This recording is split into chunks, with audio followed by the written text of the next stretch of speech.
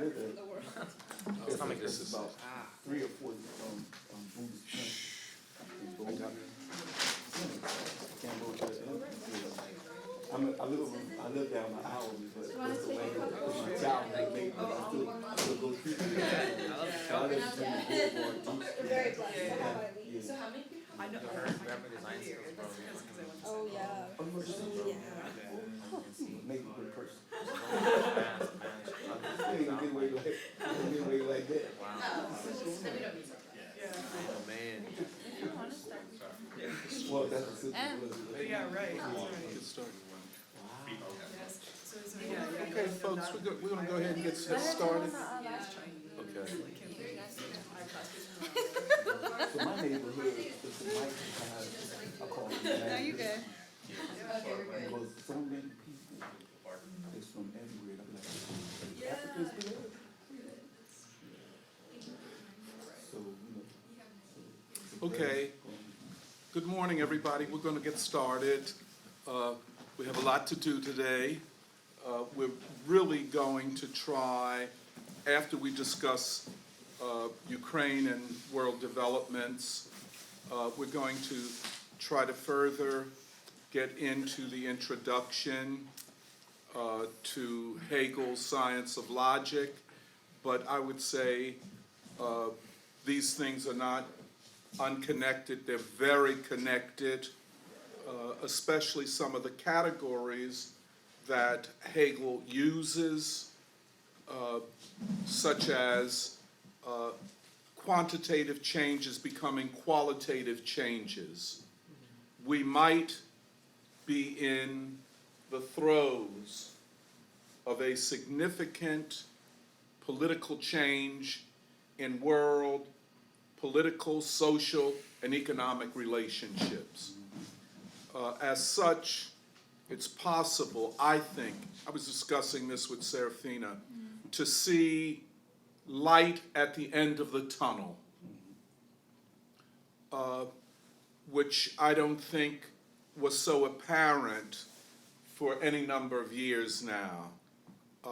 I just have to say that we in the free school weathered a lot of storms over these last 7 years, or maybe more than that, but certainly in this period, we weathered many storms because we refused to bend to the idea that the neoliberal globalist cabal, which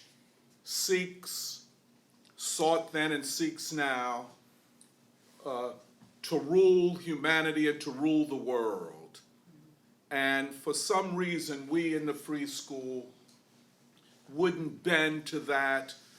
We did not feed into the narrative that Trump is a fascist. Right. And as I said to Don DeBar on many occasions, I said, if Trump is a fascist, then what does that make Hillary? And really, whether that language, as they applied it to U.S. politics, had any meaning at all. But nonetheless, the developments in the Ukraine are events that have impact upon the world and global politics. And you know, one of the things about the free school, and I was saying to Kathy, you know, I so appreciate the free school and all of you all. I'm like the OG. I don't want to say old head. I just say OG, like old gangster. You know, I think Eddie prefers me to use that kind of language, old gangster, in the free school. But I know I would not have been able to stand up to a lot of things, such as the way I was canceled, and I would say brutally canceled. That's true. And now, yes, is that true, isn't it? And a couple years afterwards, now I'm being accepted again, you know? But I think, you know, like King always quoted, I forget who, James Russell Lowell, truth forever on the scaffold, wrong forever on the throne, but it is the scaffold that sways the future, by which Lowell meant truth on the scaffold, to be hung, to be murdered, wrong forever on the throne, having the power to snuff out the truth. But it is truth, ultimately, that wins the day. And again, you know, and we, you know, we stuck to that in the free school. In fact, Martin Luther King would quote it, and, you know, Du Bois uses it as a introductory quote in the, I think it's the 3rd chapter of Souls of Black Folk. Truth forever on the scaffold, wrong forever on the throne. And it is the truth that matters. And there is truth. That's the first thing. There is truth. And we can know the truth. And we can struggle to know the truth. Even in spite of all of the obstacles placed in our way. And again, the free school is primarily made up of young people, which is a great thing. And I want to say to you all, don't feel that because you're young, you don't know enough to wage the struggle. Being, I'll put it this way, older myself, and knowing older people, what I've experienced is that it's easier for them to talk about what was than to talk about what must be. And it's easier to have opinions and authorize those opinions by the claim that I was from back in the day. Right. Well, I'm from back in the day. But being from back in the day doesn't mean that you are struggling in this day, in this time, you know? So many of them have dropped out. And it's very difficult for you all to detect it like I can.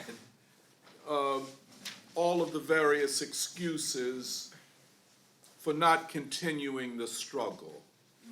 And no one is asking of the free school or anybody else to put your life in jeopardy or to do things that are harmful to you. It's only a matter of standing up for what is right and standing with people who are trying to discover the truth. And to you guys, it doesn't seem that much right now, but in life, there's so many opportunities to compromise. And then ultimately your life becomes a compromise and you no longer stand for anything. So therefore, when you get to a moment like this, it was easy to talk about how we had to vote for Biden so Trump wouldn't be reelected.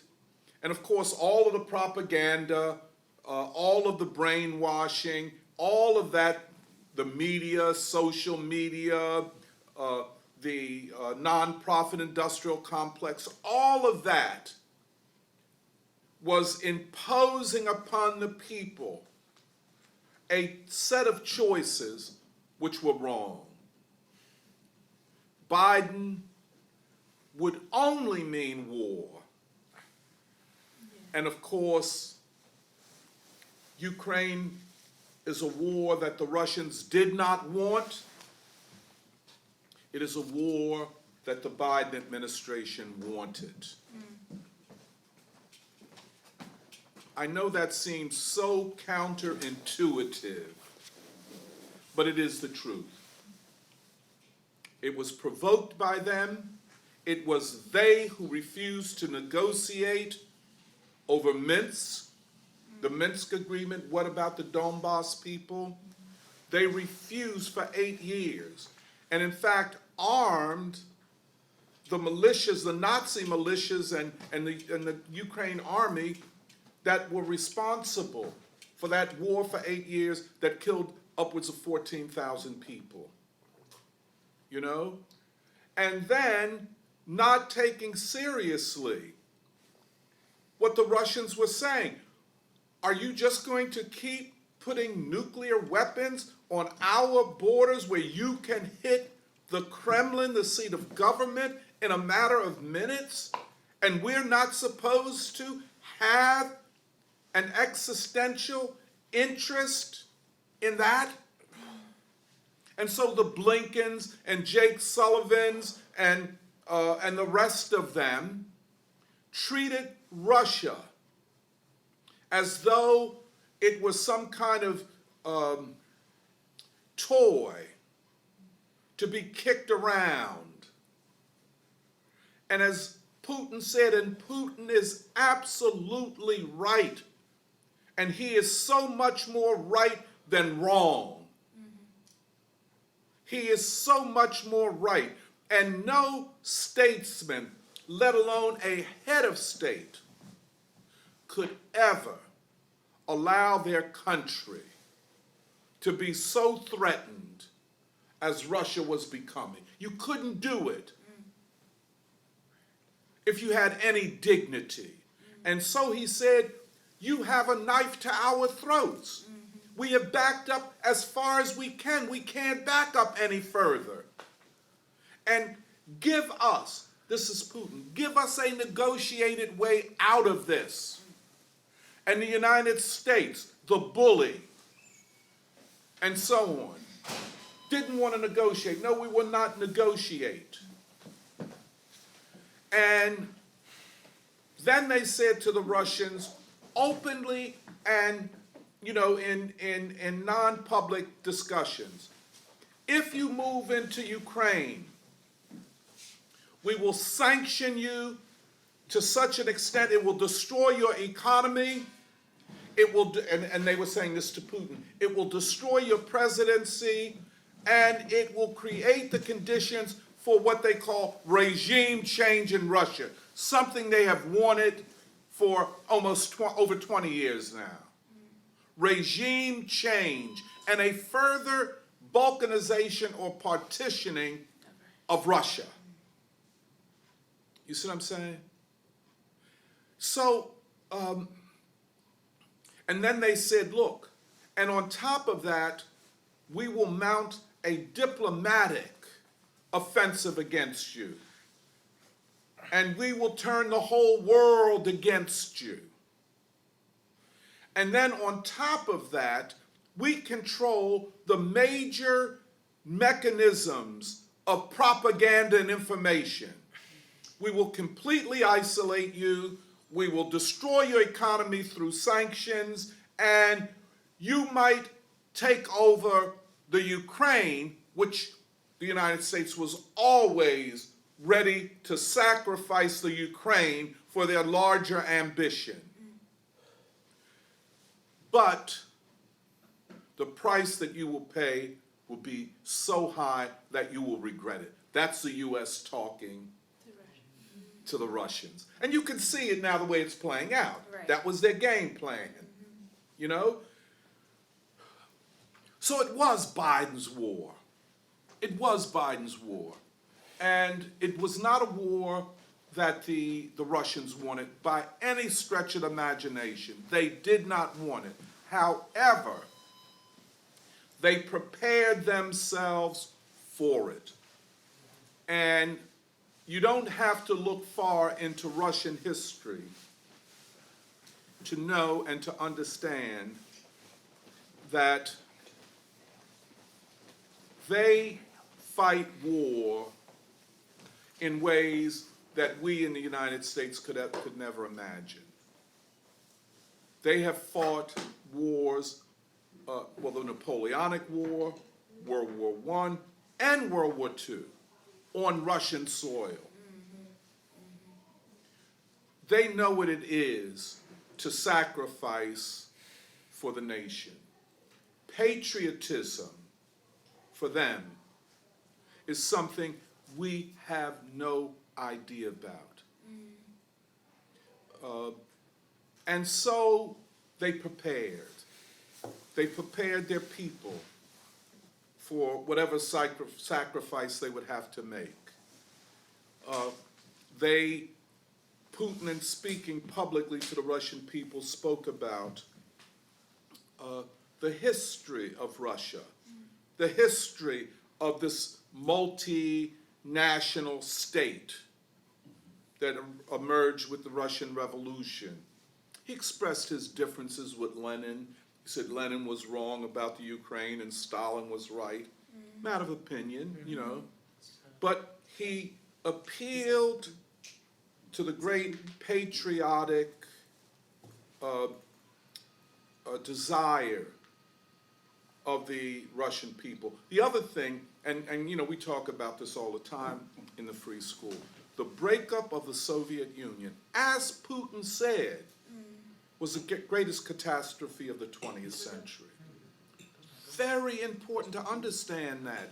If you've never been to the Soviet Union, and I don't know about today's Russia, I haven't been there, but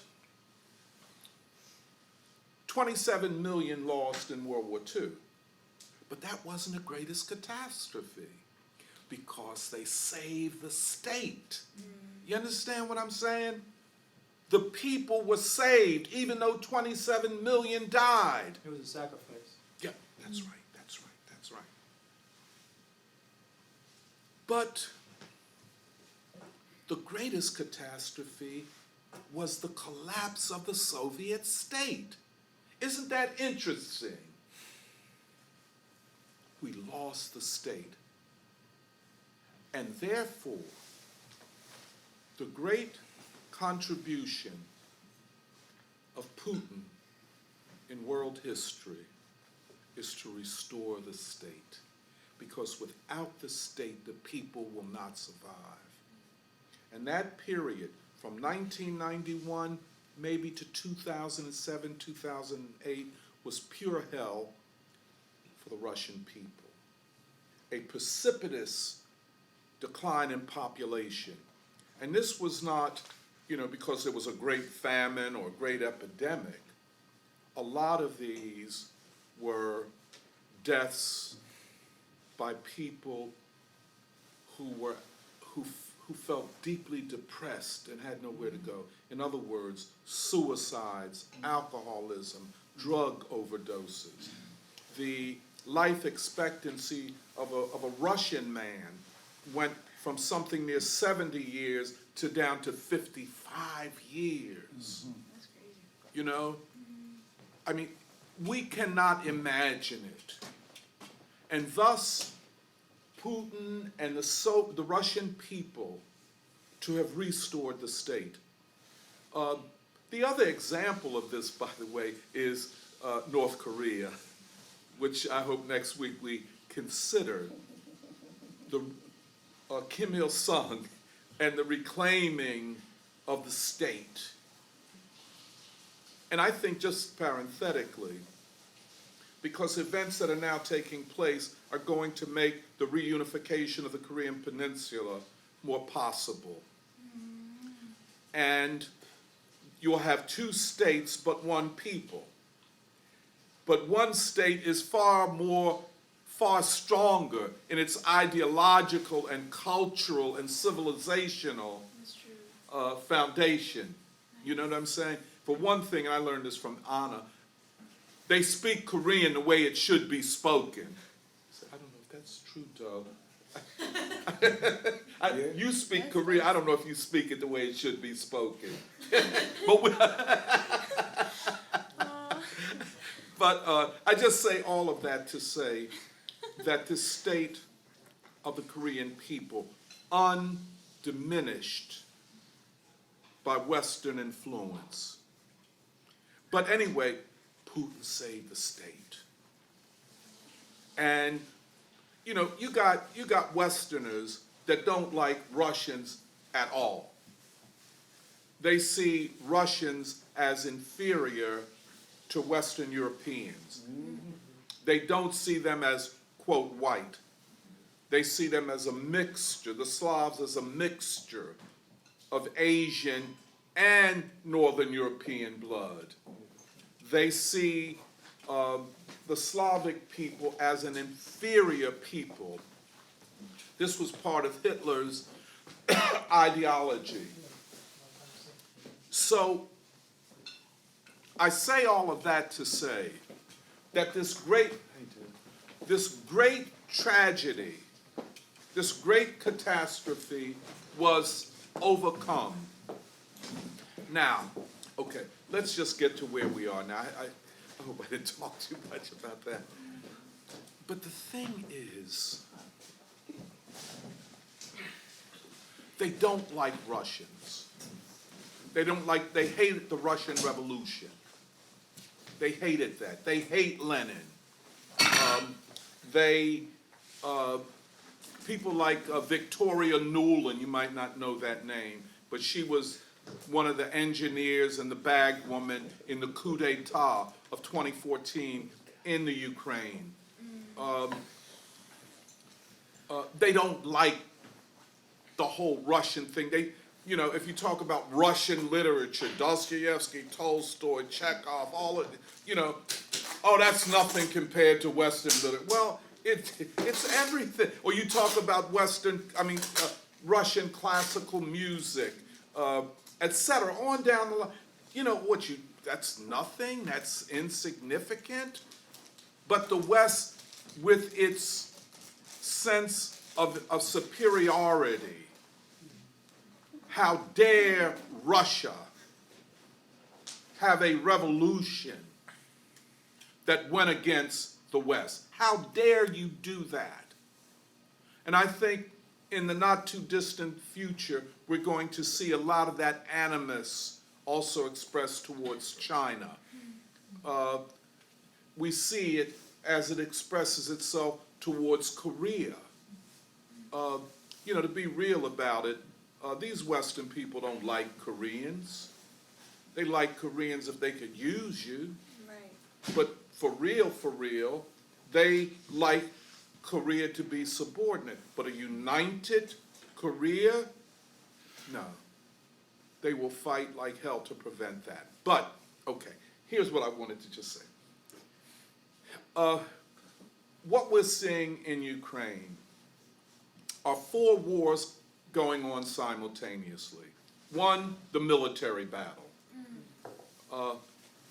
2, the financial economic war.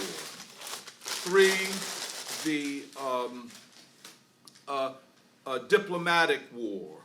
And 4, the information propaganda war. These are all going on simultaneously. The military part of the battle, I think Russia has pretty much won it. Their strategy of fighting this kind of war is winning, and it's the Russian way of fighting war.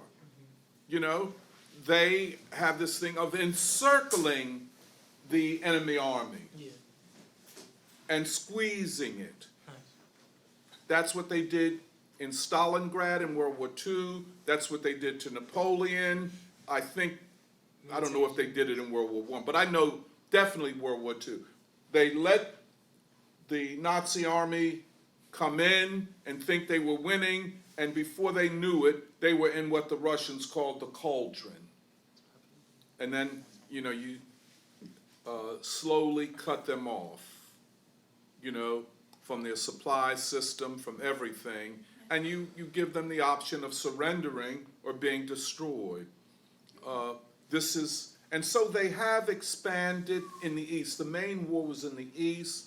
The Western media never talked about the 100,000 Ukrainian soldiers right in the East on the borders with the Donbass, the two republics, the Donetsk and Luhansk republics, who were primarily Russian speakers, ethnic Russian, and with the coup d'etat, what happened is that the, quote, new government outlawed the speaking of the Russian language. You know, so, yeah, for, you know, that... Like in Israel. Well, yeah, maybe so. But to outlaw, you know, if I out in you know, in Eastern Europe, it's something like the color line here, you know. It's like if a government came to power and said, well, I'm going to outlaw you calling yourself an African American. Yeah. You see what I'm saying? I'm going to outlaw you singing the Black National Anthem. Yeah. I'm going to outlaw you having Black Christian churches. Mm-hmm. That's what it effectively meant. That you were saying that a part of the population had no rights to exist as a people as they had for many, many centuries. Yeah. At that point, a conflict, which ultimately turned into an armed conflict because the Ukrainian army, which was in a lot of ways infused with Nazi and racist ideology, went on a campaign to destroy any Russian resistance. 14,000 people were killed over the last 8 years. Mm-hmm. Yeah. Mm-hmm. An agreement was reached in 2015 called the Minsk Agreement, where the Russian speakers' rights would be protected. The Ukrainian government refused to enforce it. The West and the United States encouraged them. And then they're, at the same time, they're continuing to wage this war, this bloody war against these people in the East. Now, with Russia going in, because the West and the United States did not want to negotiate, and we have to understand, this is not rhetoric, this is not hyperbole, this is real, this is the truth. The United States said that the price you will have to pay will be enormous. Mm-hmm. The Russians said, we cannot allow you to continue to violate the Minsk Agreement and then have 100,000 troops ready to go in and further decimate the Russian speakers in the east of the Ukraine. Nor were they prepared, the Russians, to allow the Ukraine to become de facto or in law, de facto, in fact, a member of NATO. They don't have to, be a, quote, official member of NATO to be a part of NATO. In other words, I'm shipping you all of these weapons and planes and missiles. It's just like you in NATO. And then you have an army far larger than the armies of most NATO countries. The Ukrainian army is larger than the German army. It's larger than the army of Belgium or Norway or any of these countries, or even France for that matter. And so I would say, there is such a thing in international law as self-defense. There is such a thing in international law as my security cannot be compromised under the guise of you protecting yourself. You can't do it that way. Mm-hmm. It's just like, me saying, I'm going to arm myself with all kinds of weapons and so on to protect myself against Serafina in the event that she, one day gets a pistol. No, we have to have a mutuality. our security is mutual. And so they wouldn't recognize it. So it's an act of self-defense. Now, Jeremiah's going to talk about the financial sanctions. But I just want to read to you, because by the way, the Russians are winning the war. It's only a matter of time. A friend of mine told me that the Ukrainian government is already in Poland. Have you all heard that? Yeah, the Prime Minister moved away. I think nobody knows where he is. Yes. Yeah. My friend told me that he is in Poland, in Warsaw, and that all of these press conferences that are supposed to be in a capital of in Kiev are really in Warsaw, Poland. Well, we'll see. I can't quite get my head around that. But if he's not already there, he'll be there soon. And so I won't go into all the military stuff, but that's a done deal. It was known that it was going to be a done deal. The other side of it is that this president of the Ukraine keeps talking about a no-fly zone. And NATO, which is really the United States, has said no, because that would be war with Russia. Well, if there were different politics in this country, they would consider it. The politics of this country are such that there is a deep division, and we've talked about this over and over again, and it is a positive political event, because if you read it properly, it is a division between the neoliberal globalist war makers that present themselves as liberals and as feminists and as Black Lives Matter and everything else good, pure, and beautiful. That side versus what is a mass of millions of Americans who are exhausted by war, do not trust the politicians and their arguments for more war, and are in effect, their basic instinct in their gut are anti-war. I would go so far as to say that the anti-war sentiment in the United States today is greater than it was during the anti-Vietnam War. It is greater. The American people, however they think about it, and we're not doing social psychology right now, however they come to the conclusion that they don't want war, the objective political fact is that the American people do not want war. And that is why the Biden administration keeps saying we don't want to go to war with Russia. Because the American people would not accept it. And there would be rebellions in the street. There would be rebellion in the street. And we in the Free School had talked about the emergence of a more positive political environment. Remember all the time. It's not what we're being told it is. We refuse to accept the 1619 Project because all that was saying that the masses of white people are by their very essence counter-revolutionary and fascist. You know what I'm saying? And you can't, well, these people are anti-war. This is the base of a non-warfare position. Not yet fully evolved, not yet purely ideologically clear, but in their gut.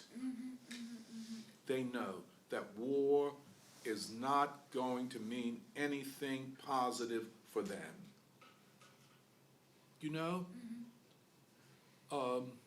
And of course, we're not in the business of putting people down anyway. You know, we want to find the positive essence, the human striving, which is common to all people. Okay. So then on the diplomatic side, let me just read you something. This, I think you will find this very interesting, because you know the United States has been messing around at the United Nations. This is part of the diplomatic struggle. And you know, the United Nations is, how to describe it? I mean, it's hard to describe. You know, sometimes I think that the United Nations is the home of the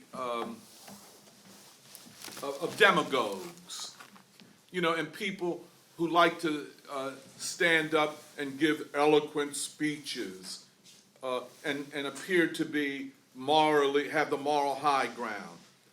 You know, to put it another way, a bunch of frauds and opportunists. Too often, not all the time. So the United States could bend various nations. And you know, of the 193 countries, many of them are very small countries, emerging countries, countries with weak economies, countries that have to rely upon Western financial institutions, and on and on and on. So they can be compromised. The Security Council, which is made up of 5 permanent members and 10 rotating members, is the highest organ, and it decides upon war and peace and that type of thing. So the United States first tries to go to the Security Council to get this anti-Russia resolution passed. Now, mind you, when the United States went into Iraq with shock and awe, no one said that the Security Council should stop the United States from this genocidal war. In fact, it was the UN Security Council that voted for the war against Libya, a small nation of 6 million people bombed into oblivion. Into slavery. Then, okay, but now everybody is the moral high ground, led by the United States, the Biden administration. The left. So they, The left. yeah, we get to the left in 1 second. This is so-called left. Yeah. Then, they, what was I going to say? They go to the Security Council. The resolution against Russia is vetoed by Russia, which they should have done. But then other countries on the Security Council abstain, which was literally a vote with Russia. It was kind of a hedging thing, you know, because this is a long, drawn-out struggle diplomatically. But anyway, China, India, and I forget the other countries that abstain, but certainly China and India on the Security Council. Hugely significant. When does anyone remember China and India supporting the same thing in international relations? You know, they, and the West and the United States had done everything to widen the gap or split India from China. But then they go to the General Assembly. Now, the General Assembly does not have the power to decide war and peace and yada, yada, yada. But it's the General Assembly, 193 countries, it's like a sense of the world. This is what the world is saying. So the United States wins the vote. Again, I say many weak countries, etc., many countries that because of their situation cannot stand up to the West. However, 5 countries vote against the resolution that is with Russia, and 35 countries abstain. I'd like to read, if you don't mind, the countries that abstain, because we're beginning to see the emergence of what Du Bois talked about of a pan-Asia. And the beginnings, slightly, and I was very surprised at this, the emergence of something that looks like a unity of a pan-Africa with pan-Asia. Can I just read you the countries? Please. This is a list of, first of all, let me read the countries that voted against it, 5 of them. Belarus, the DPRK, better known as North Korea, my people. Really, I'm so proud. That government, they never disappoint. They never disappoint you, man. Okay. Eritrea, which is an African nation.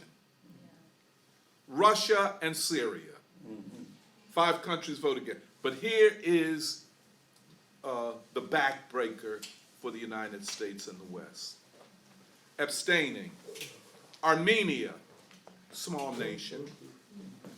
Angola, a very important African nation in southern Africa. Okay, here we go. Bangladesh, in the house. Bolivia, I never would have thought about that.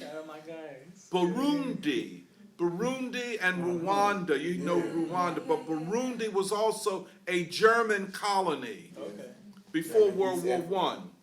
You know, Burundi, China, of course, Congo, the People's Democratic Republic of Congo, the largest and richest, minerally richest country in Africa and one of the richest in the world.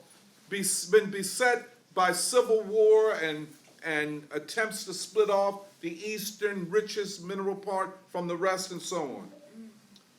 Of course, reliable Cuba. Central African Republic. Now this is really deep. El Salvador. Equatorial Guinea, another African country, on what we call the Maghreb, right below the Sahara Desert, those group of nations. And this is what the United States can. India. Now, India, they were so upset with India that they began openly saying that now we have to impose sanctions on India. Well, you know, who the gods will destroy, they first make mad. Or as they say, drive crazy. That's crazy. Where was that from? Well, okay. Iran. Iraq. You know they ain't going with them. To quote Stevie Wonder, I ran in Iraq. Yeah, he got a song. I ran Iraq. That's what I'm saying. Kazakhstan, former Soviet Republic. Kyrgyzstan, another former, you know, a Central Asian republic. The Lao People's Democratic Republic, Laos in the house. Madagascar, Shout out. a huge island republic on the east coast of Africa in the Indian Ocean. Beautiful country, by the way. Mali, one of my favorite places. The first president was the great communist, Modibo Keita. He was overthrown, Mongolia, the Mongolian People's Republic, keeping it real. Mozambique, Namibia, I didn't know, and Namibia, whoa. Another former German colony. Another former German colony. Nicaragua, Pakistan, keep the Bengalis together. You see what I'm saying? Bangladesh, Pakistan, and India. That's really nice. It's beautiful, isn't it? That's a beautiful thing to see, isn't it? South Sudan, Sri Lanka, Sudan. Yes. Brother Jerome Mohammed in the house. This surprised me to know. Senegal. I never thought, huh? Why did that surprise you? Well, because their currency is the French franc. Okay. Literally. They are I mean, the whole neo-colonialism of the former French colonies is unbelievable. Oh, okay. And maybe it's not as strong as I thought. Maybe. South Africa, Tajikistan, former Central Asian Republic of the Soviet Union. They keep saying, well, Putin wants to bring back the Soviet Union. Well, like they said, Putin has united NATO. Well, maybe y'all have united the former Soviet Republic. You know what I'm saying? Okay. Everybody gotta do reconstruction. Well, that's right. Uganda, Yeah. United Republic of Tanzania. Yeah. Okay. Oh, man, that makes me feel. Of course, Sorry, beating his chest. Vietnam, Yes. Hey. Zimbabwe. What's it given? That's just give me that. Okay.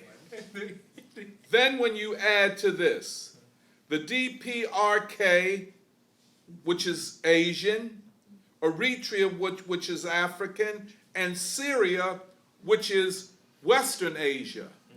What about Ethiopia? No, Ethiopia did. See, that was a good. Yeah, but let me just, Ethiopia did. And then, I guess we would have to do another level of Did they just investigation. not vote, or did they just? Or they No, they didn't. They probably did vote. But did they vote for or against? Or against? Four. And I can't say why at this I point. think I can get a sense of Yeah. it. No, But- Brazil. No, and Brazil did. I know, why. Wait a minute, hold on. But Brazil abstained on the Security Council vote, but here they seem to have voted with the United States. But here we have it. To me, this is a smashing diplomatic defeat for the West and for the United States, and especially this pan-Asian situation. So, what else could I say? I mean, just, now on the information propaganda side, the United States is very well developed and positioned to wage this on a global scale. There's CNNs, there are other, and the way they get the media of Germany and France, and the BBC ain't worth a dime no more. I used to listen to it, it's not worth anything. But, so they have all of this powerful mechanisms of propaganda and information. So they control that for the most part. But, so they're winning that war. I think they're losing the diplomatic war, especially Asia, which is the pivot that Russia will have to make.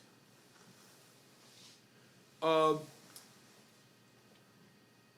just stop there. I'll turn it over to my worthy colleague, Jeremiah, or as I call him, Jerry Kim, who will... I just call you Jerry. I mean, I don't know. This feels like I called Johan Joe, the famous rapper, man. But go ahead, Jeremiah. He's going to help us to understand this whole, what these financial sanctions mean, and what we're not being told. But go ahead, Jerry. Yeah, I think there was a series of articles that Doc had shared, which I had the chance to read and also listen to, because one of them was a podcast interview. And I think, just to sort of reiterate what Doc was saying, I think in Western media there is, again, this, like, admitting that what this whole, crisis has basically conveyed is the end of this era of neoliberal globalization. Yes. In which you have the liberal assumption that because the economies of the world are integrated, have become more integrated, that basically that will guarantee, like, quote-unquote peace and quote-unquote harmony. Of course, that's not actually peace or harmony, because what it really means is that the West can basically control all of the institutions of military, economic, political power, and also can wage these wars without any accountability and unilaterally, like Libya, like Yugoslavia, all of these places. And so I think in the midst of that, I think the biggest thing that's happened in the past couple, like week or so has been, there's a lot of talk that amongst the sanctions that the West would prohibit Russia from SWIFT, which is like a sort of international banking communication system. And so that was a big thing they were floating, but then apparently I think last weekend, or within the past week, the biggest bomb dropped basically, which was the US and the EU sanctioning the central bank of Russia. And so there's been a lot of, basically I think the Biden administration has called this the nuclear option. This is the highest level of sanction they can do. Like basically they've exhausted all of their financial options. And what this means is that, so basically over the past couple, I think decades, Russia has been, and many other countries as well, like countries that have a trade surplus, like they do more export than they do like import basically, and Russia is one of those countries. What many countries have done, especially I think in the wake of the Asian financial crisis of the 90s, was to basically establish these foreign exchange currency reserves, which is basically like it is intended to allow a government to offset any potential inflation or any kind of internal shocks, basically because you hold this currency in a foreign currency such as the dollar, and the US dollar is the main one, or the primary one. And so like let's say if you have inflation in your country, then you can sell those currency reserves and then like basically be able to offset the inflation in your country. And so basically Russia, along with many other countries, had been, I think they have like $600 billion in foreign currency exchange, and I think about 300 billion of that is like held outside of Russia. Right. And so what this sanction is doing is basically making it so that Russia cannot do anything, like the Russian central bank can't do anything with those like hundreds of billions of dollars in order to offset the inflation inside their country. And so the main goal, and again, like one of the interviews that Doc shared was between Ezra Klein of the New York Times and Adam Tooze, who's a professor at Columbia, I think, of economics. And I think before the Biden administration and the EU announced this, no one really thought that they would do this because they've done it against smaller countries like Iran, like Venezuela, obviously North Korea, but there was never this sort of belief that they would do this against basically like a G20 country, one of the major export countries of the world, and especially because Russia is basically the main energy supplier of Europe. And actually what's funny is that even in the midst of these sanctions, they haven't stopped the flow of energy into Europe. And so that's from Russia. And so that's been one of the main ways that I think the Russian, strategically, they know that because Europe is so dependent on them for oil and gas, that basically, like, as long as they can keep trading that like, they'll be okay. As well as like their agricultural exports, because both Russia and Ukraine are huge agricultural exporting countries. But yeah, so basically, like a lot of like experts, they didn't think that the U.S. would ever pull something like this, just because Russia is such a big country. But basically, I think what this is leading to is basically, I guess, multiple things from the perspective of like sort of the news articles that have been published.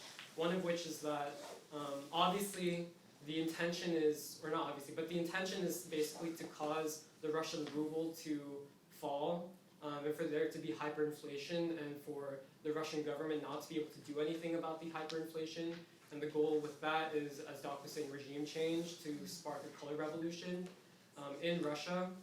And but yeah, again, Russia's export, like main exports, like the sort of raw materials that like make Russia so have like economic growth and potential, like are not going to be affected. Which is, I think, kind of the ironic thing that like actually Russia holds the upper hand in that sense, because they can turn the taps off on Russia and on Europe anytime they want.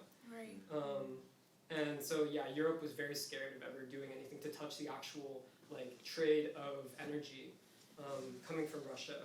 But yeah, I think the two main things that it seems that are emerging as a result of this sort of acceleration of the West's like all-out financial warfare against Russia is one, because so much of these hundreds of billions of dollars of foreign exchange reserves are held in like the West, you know. I think some of it is held in China, and China was the only major holder of Russia's foreign currency exchange that basically, you know, they're not going to sanction Russia, so they can still trade with Russia in that sense. But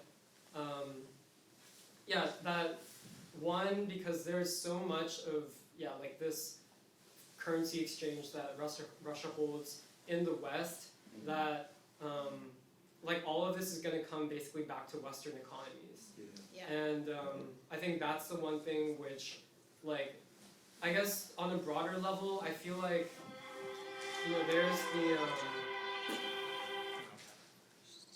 I think it is very true that, like, you know, the Biden administration has said, like, repeatedly, like, oh, we are not going to send troops into Ukraine. You know, and then I think they do that in order to appear also to their own public and to the West as, you know, we're the ones exercising restraint, right? And I think for many people, because, like, these sanctions are so convoluted and opaque, like, I think many people see sanctions as the sort of non-violent, friendly option. You know, the moral, you know, this kind of, like, morally justifiable option that the West can use, which basically is not, like, stops short of actual nuclear or, like, military conflict. But I think because of that, like, basically the West, you know, this, like, huge move that Biden and, like, the EU made to sanction the Russian central bank, I think people are not really clear in the West about how this will come back to Western economies. One, how it's going to cause even higher inflation. I think they called it stagflation, where you're going to have higher inflation but also stagnation and a contraction of certain industries which are basically restricted because of the sanctions against Russia. And it's going to lead to a contraction, like the reversal of economic growth as well, because wages are basically going to spiral downward. Yeah.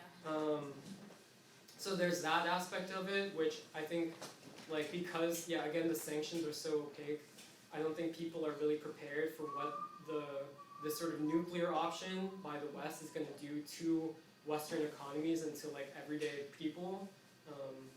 But then also you have the possibility of the emergence of, I think, what some people have called, like, parallel financial and economic systems, sort of like anchored by Russia, China, India potentially, in which you're seeing, I think I saw a news even this morning that China is very aggressively seeking to, like, lock down more gold, basically. And I think you had texted this to me, but that a lot of this is also the culmination of the contradictions that were created when the global financial system went off of gold as a global reserve and went to the US dollar, which basically allowed the US to, as you can see here, they can basically do whatever they want without anybody, like, any actual oversight or accountability from humanity. And that has always been, I think, the sort of strategic aim behind it. But one of the really interesting articles that came out from the Wall Street Journal was basically, does this move of freezing the sort of the foreign currency exchange reserves of Russia, which is, like, again, like, hundreds of billions of dollars, does this move basically break the idea of what money is? Because, you know, like, money as this idea of a universal store of value, right? In which, like, if you think about it, like, very simplistic terms, like, if you have a lot of money in the bank, like, that money is yours and you can do with it whatever you want. And it's not supposed to have, I guess, an ideological content to it.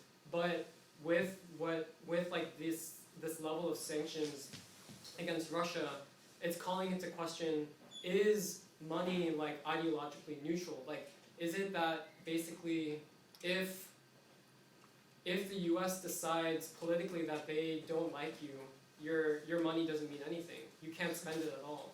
And I think that has huge repercussions for like the global financial system, but especially many of the countries that voted to either oppose or abstain from the UN resolution against Russia are countries that have also been targeted by sanctions. And yeah, like the US has already done this to Iran, Venezuela, North Korea, and also Afghanistan recently. They froze the entire foreign assets of the Afghanistan government when the Taliban came to power. And I think like it was like billions of dollars, and now half of that, basically the US was like, now it's ours. We're gonna send half of it to victims of 9/11. You know, like just insane stuff. But it's like yeah, like what does money mean if supposedly a government holds like you know when it's trying to be a prudent economic policy of like trying to save money so that you can protect your economy from sort of these shocks, but actually that money is not up to you to decide whether. Can I it just has say value. something? But yeah. Just a small explanation. You know, under the modern rules of trade and investment, Right. money is supposed to be neutral. Right. We know it's not a pure thing anyway, but money should be neutral, and that's why that Wall Street Journal article. By the way, can I just say, and you probably found this, I don't know whether you found this to be the case, you know, these articles on the financial situation speak in such opaque and unclear language. Right. It's almost like I'm speaking in a language that only Jeremiah can understand. And you know, part of the thing is just trying to understand, you know, they speak very cryptically, I'll put it that way. But the concept of money as a neutral store of value, that if a dollar buys so many bushels of wheat, it should buy the same amount in Russia as in Kansas or anywhere else where wheat is produced. But the United States, and this just my last point, the idea of the end of money, which I don't accept, by the way. We have to restore a world economy that is, you know, a world, but the end of money as a store of value means that money is now being determined by power politics and ideology. I don't know if you're No, he's not finished. Let them go, and then we'll get to the question. No, I mean that was a lot of what I had. I think the one thing is what was interesting in particularly that New York Times interview with Ezra Klein was you know they did it two parts. One was before the West announced those like sanctions against the Russian central bank. One of them was after, because that was such a huge move that no one anticipated. But part of the reasoning they gave was actually it touches on the ideological warfare component, which is the performance of Zelensky, the president of Ukraine, and how, you know, because he's been so convincing on social media, and it is true, the Ukrainians are winning the war on Western social media, but that's not the actual war, but it is, you know, they're winning the war ideologically in the West on social media. Are they? Yeah, Propaganda. yeah, with the Western propaganda. Propaganda. And in terms of propaganda, sure, but just yeah, I mean, it's just there's been a lot more investment in sort of propping up Zelensky basically as a kind of, you know, I guess it kind of follows the blueprint of like the Greta Thunberg type figure, like this kind of celebrity, this instant celebrity who everyone knows, and now, you know, it's supposed to rally the West into a common united front, basically. And so they basically gave Zelensky as the reason, part of the reason, you know, the quote-unquote heroic resistance of the Ukrainian people, as the reason why, you know, all of a sudden the West was so, like, their heartstrings were tugged to, like, want to unite together and to, like, launch this, like, the most extreme version of economic warfare that is possible, basically. So Go to ahead, go. kind of tag on to you know, what Jeremiah is saying, I think it's important when we're looking at situations, we can look at how it's playing out. I think it's important. I think it's very important. But you know, I think what's more important is how we got here. And I would say, you know, in a word, history. You know, kind of to take that Marxist kind of, you know.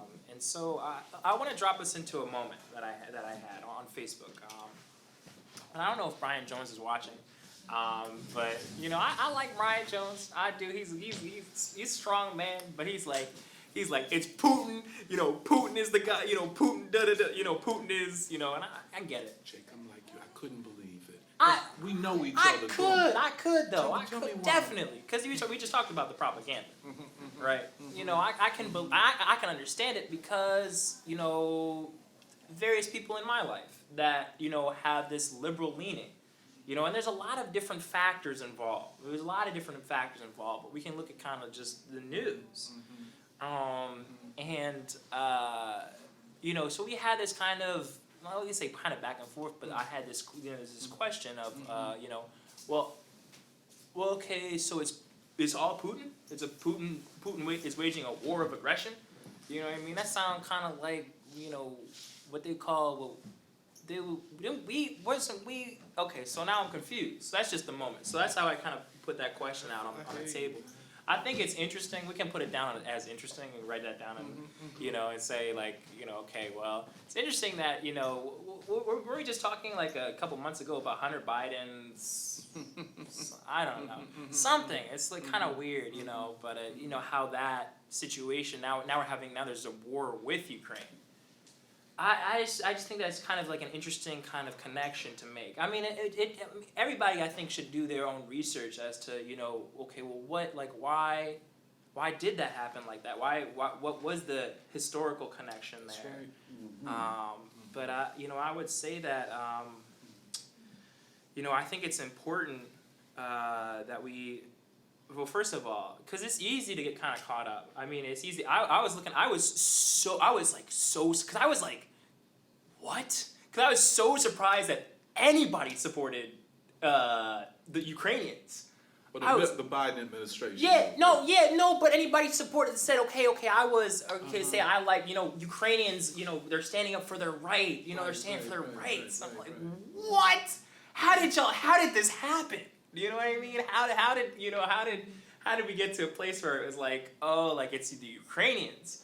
And there's various sources, even like literally the state media from Russia Today, you know, that has, I think, very trustworthy documentaries. One of which actually is, you know, they sent reporters they sent a guy with a camera, and high quality to film the MAGA March, the Million MAGA March. They have an hour long, and he's just walking through and he's just asking questions.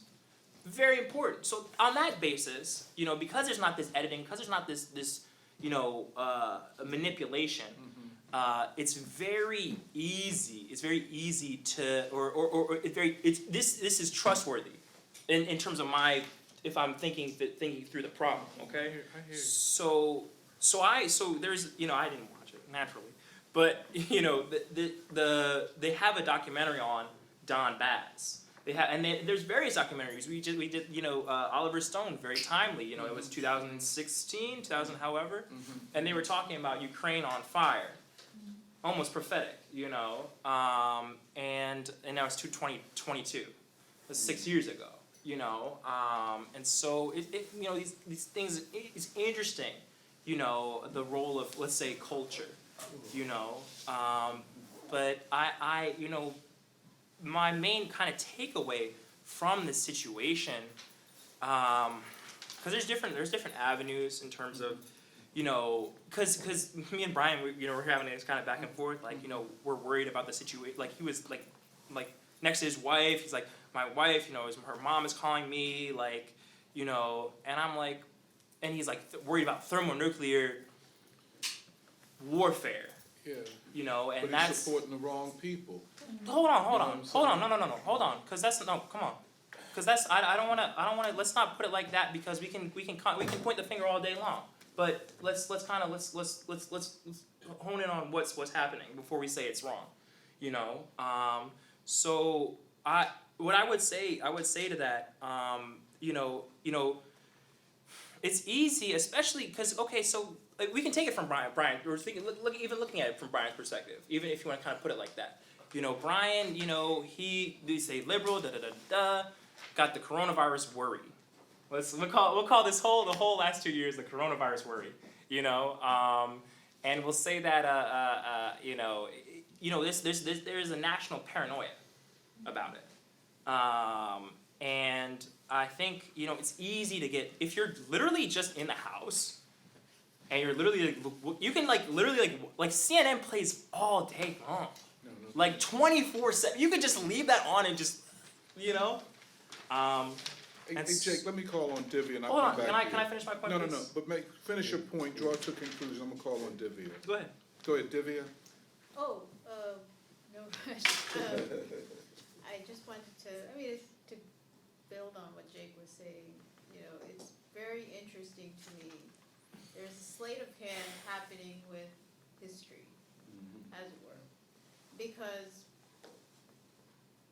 we forget in this whole narrative that, so some of these groups in the Ukraine, they're nationalists.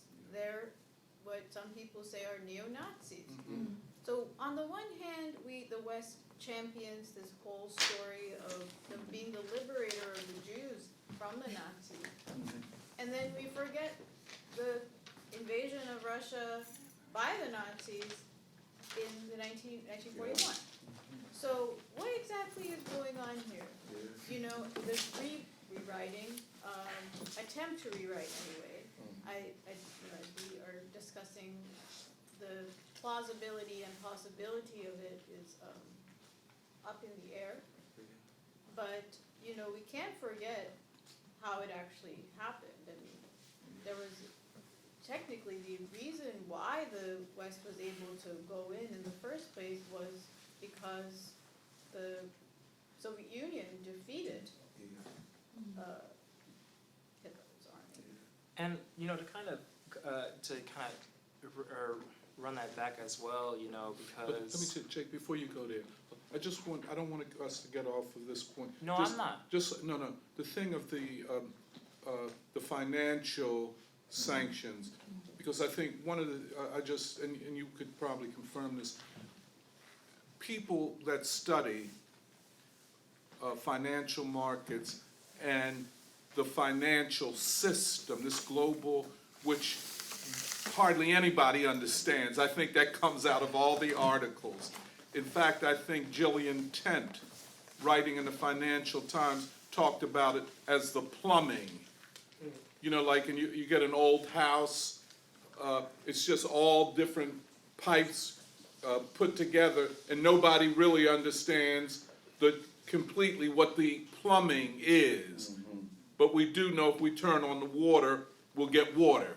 Right. But she says, and she literally, I think, implies or says that we hardly understand the financial plumbing undergirding the system, which means that people rushing to put all of these sanctions, especially, as you say, on the central bank of Russia, and like you say, a G20 country, in other words, one of the 20 most important economies in the world.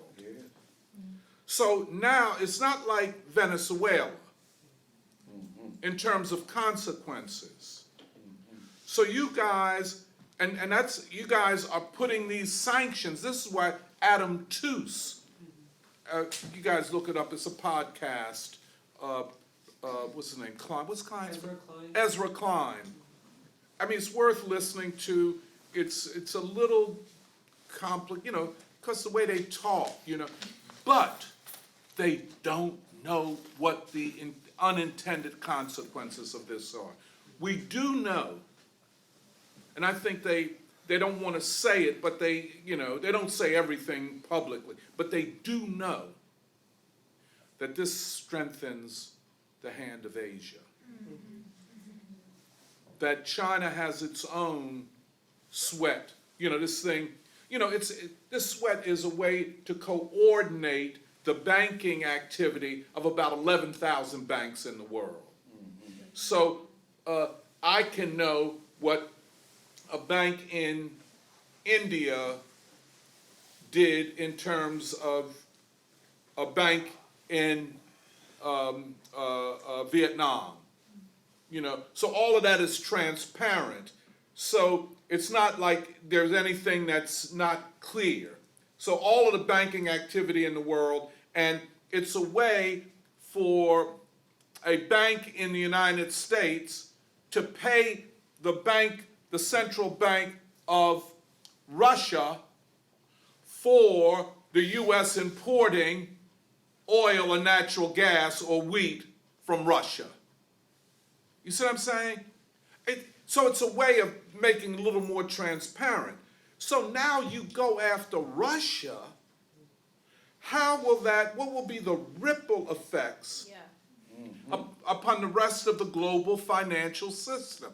The other thing is, in other words, they're playing with fire. They're playing with fire, and they're playing with shooting themselves in the foot, but really the United States, the Europeans being so weak and so compliant, might be hurt the most. That is, the European Union might be hurt the most by this. It's not in their interest. Yeah, so and here we have, and this is why that UN vote and what it showed, China and India, and when had Pakistan and India agreed on very much at all? It has literally begun to bring together all of these nations in their own self-defense, because if the United States can do this to Russia, who else would they do it to? Yeah. So that's all. Yeah. Go ahead. So I'm sitting there saying, on my practical level of life, I still keep a checking account. A And checking I got account, some yes. bookkeeping skills for decades.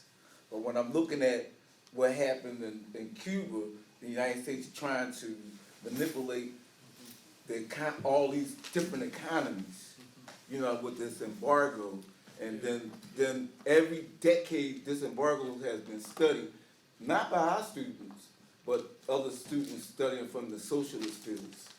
And they're technically looking at all these things and how these things interface. I use Pennsylvania as my model sometimes, because the depletion of what a state like ours, a super industrial, everybody carbon copied this kind of state in Pennsylvania with the railroads and everything, the insurances, and there's a lot of stuff that came from the Pennsylvania model for other economies.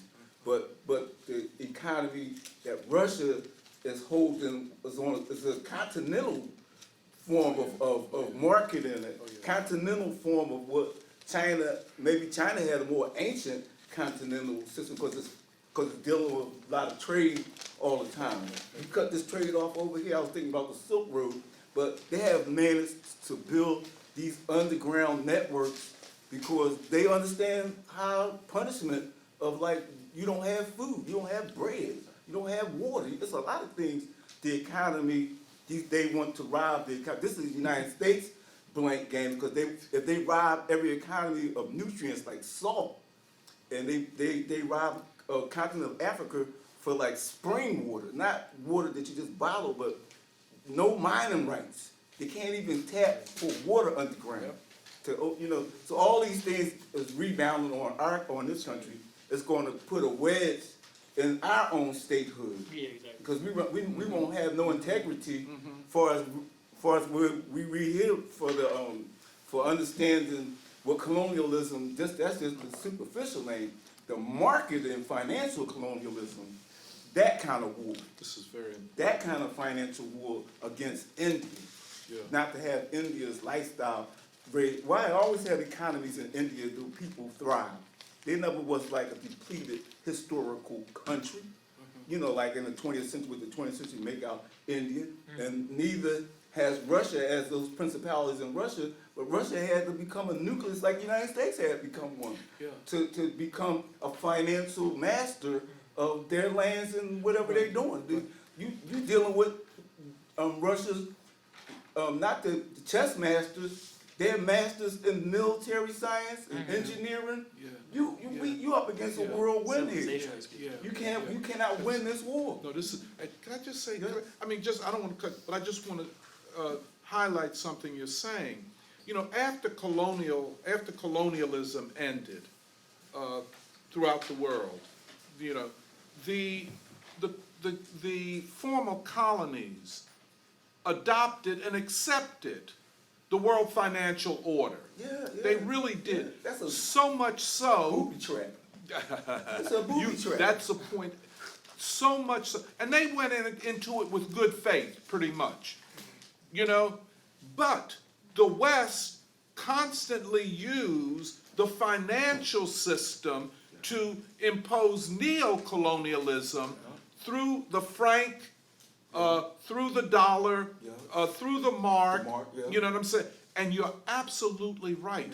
Now, here's where the United States has gone crazy. They upped it. This is not, you know, as you say, Russia is not Namibia. I'm telling you. Russia Think is about not Cuba. Russia is not even the North Korea. Russia is a central trading nation and it. network. And network. Yes, within the global system. Yeah, yeah. And this is what all, you know, outside all this propaganda and big Willie talk, people that know, that study the world economy and money and all that type of thing, they're saying the U.S. is blowing up the global financial system. And the other thing, I don't know whether Adam too said this, but that the option, the alternative, is a global financial system organized around China and the Asian countries.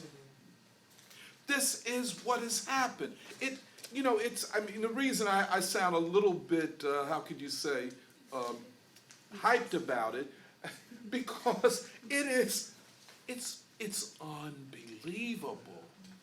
It is yo, I'm sorry, go good, man. And you know, I don't want to use genocide as a light That's type what it is. talk, Shit. but for us to understand just kind of financial war of like having nothing, they rather have people to have nothing.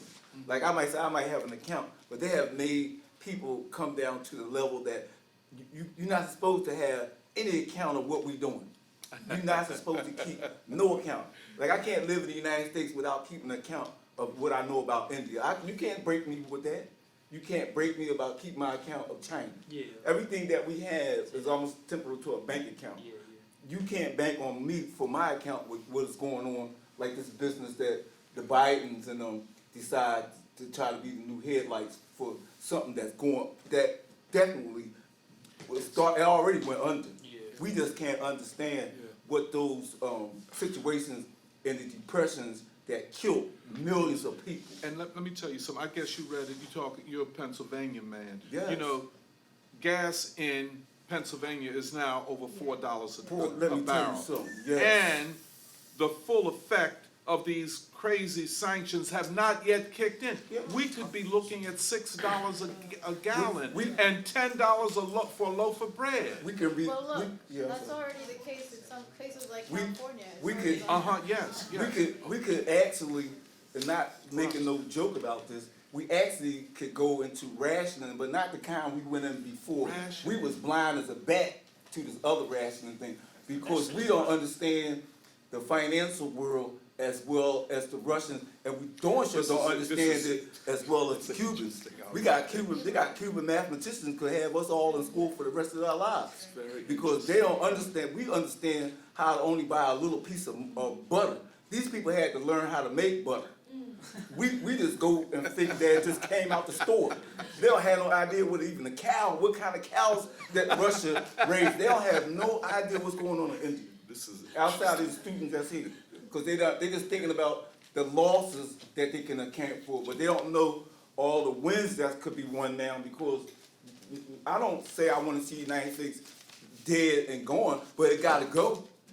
We got to revive. It has to change. We got to revive ourselves. That's right. As we see You're right. something that's definitely, we can't blow no air into something that's going down, because it's already, for me, it went under already. It's just we don't want to understand that the financial market they put on TV ain't the market that's in my pocket. See, and this is an example. Oh, I'm sorry, They Debbie. just lying. No, I was just saying, I think, to recall what you said when you were introducing this earlier, the masses of American people don't want war. They don't want regime change. And we're in the middle of a pandemic. In the middle of a pandemic, It's horrible.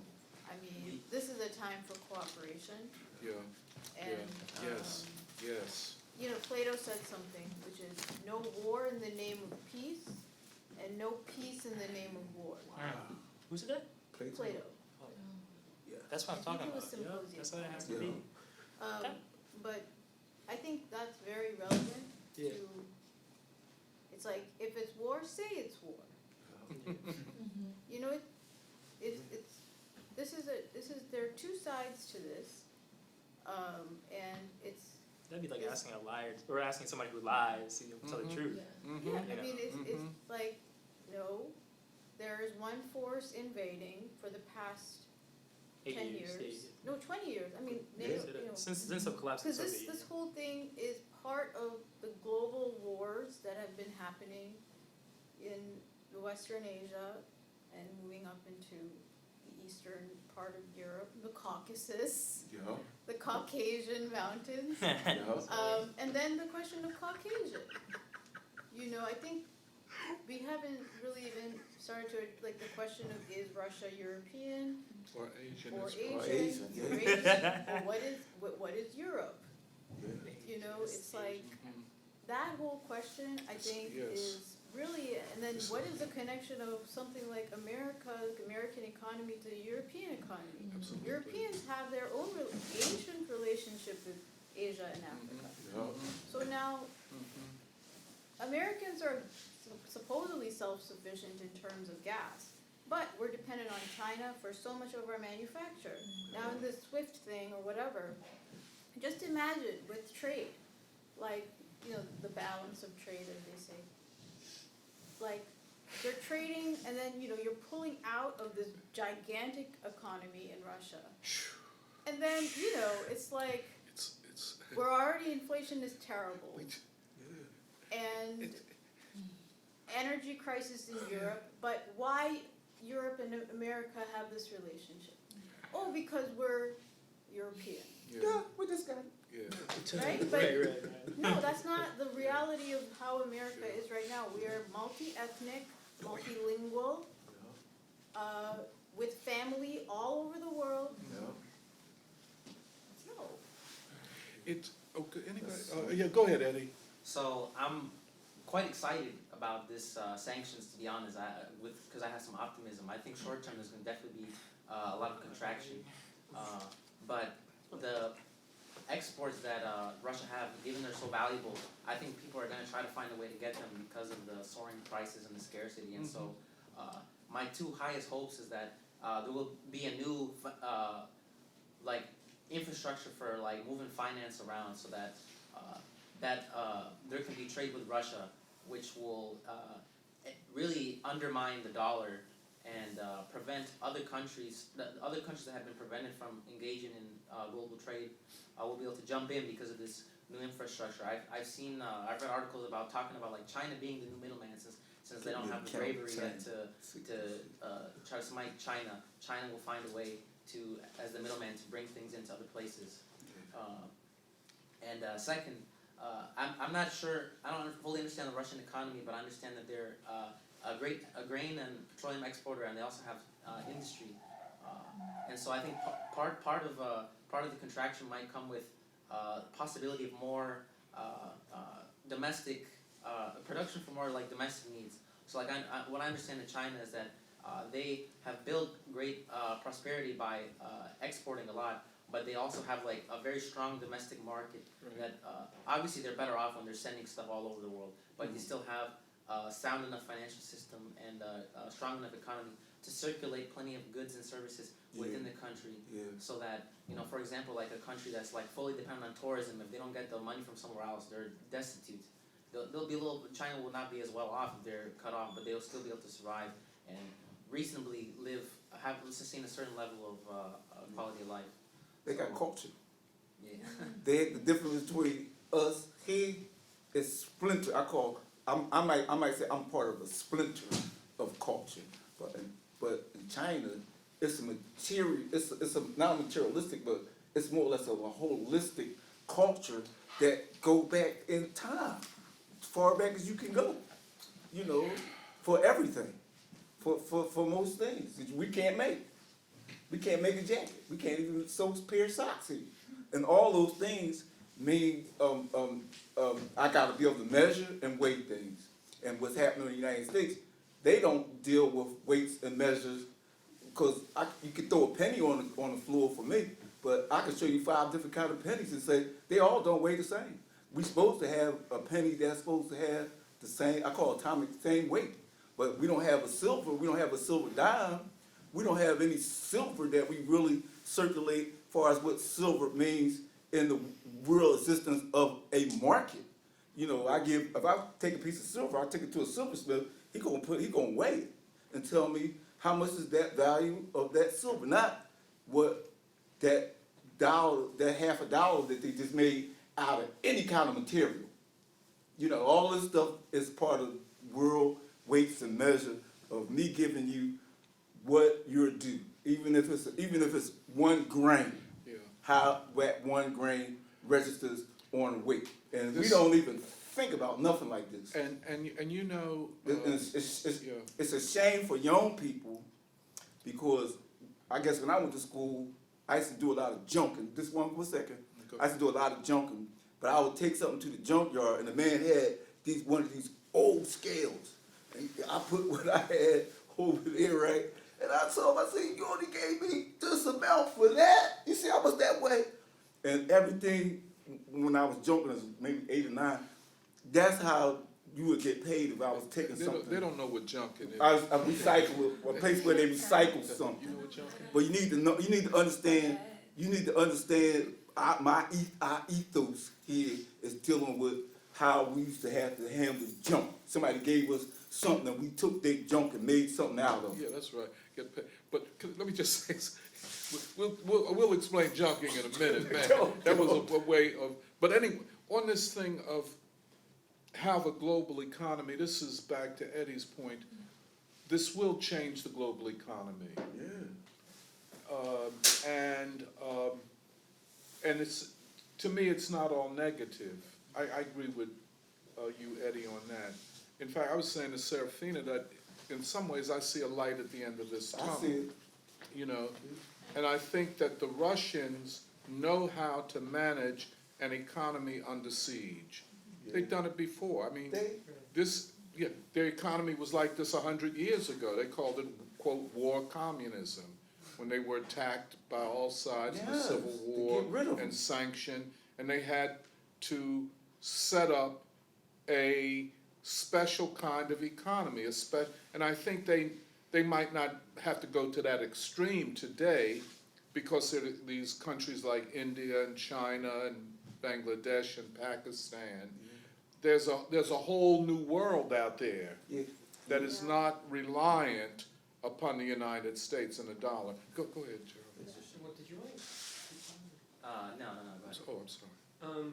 I guess for me, one of the big questions is like, because in the West, a lot of the historical, I guess, analogies or ways of understanding this is they frame it as the emergence of a new era of great power conflict, basically between harkening back to what led to the first world, like the world wars, between like the European colonial powers, which I don't think is an actually true way of framing it.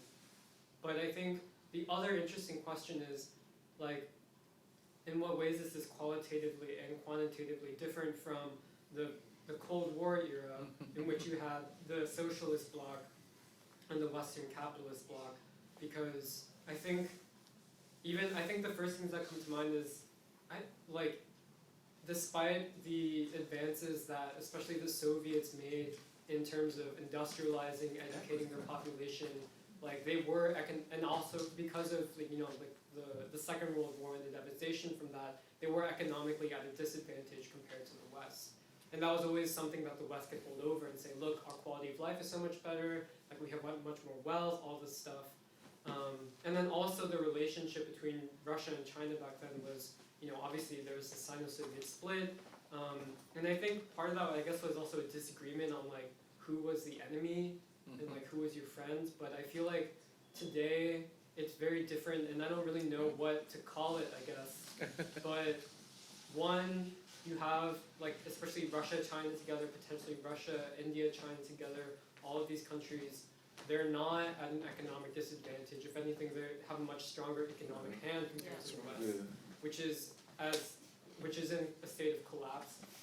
And also, I think even the partnership between Russia and China today is much more, in some ways, I guess you could call it more pragmatic, but I think what was interesting from that statement that Putin and Xi, they released, I think a few weeks ago, was they view the US-led international order as the main obstacle, or the main enemy, basically. And even if they have now different, like, ideologies, you know, Russia is not communist, Putin is not a communist, it's interesting because despite that, they have a more, like, they have a greater agreement on, like, what is the enemy and, like, basically what can we build in response to that. So yeah, I don't know, just like the quantitative but also qualitative differences between this time, what's emerging in this time versus the original Cold War, I think I feel like, it's interesting. So, Oh, go ahead, Eddie. what I kind of understood as part of the moral force that the United States had at the time was all linked to their, like, capacity to provide a higher quality of life, which, if I understood correctly, the United States after World War II, you know, they didn't have any war, they didn't have any fighting on the country, and they were also industrial.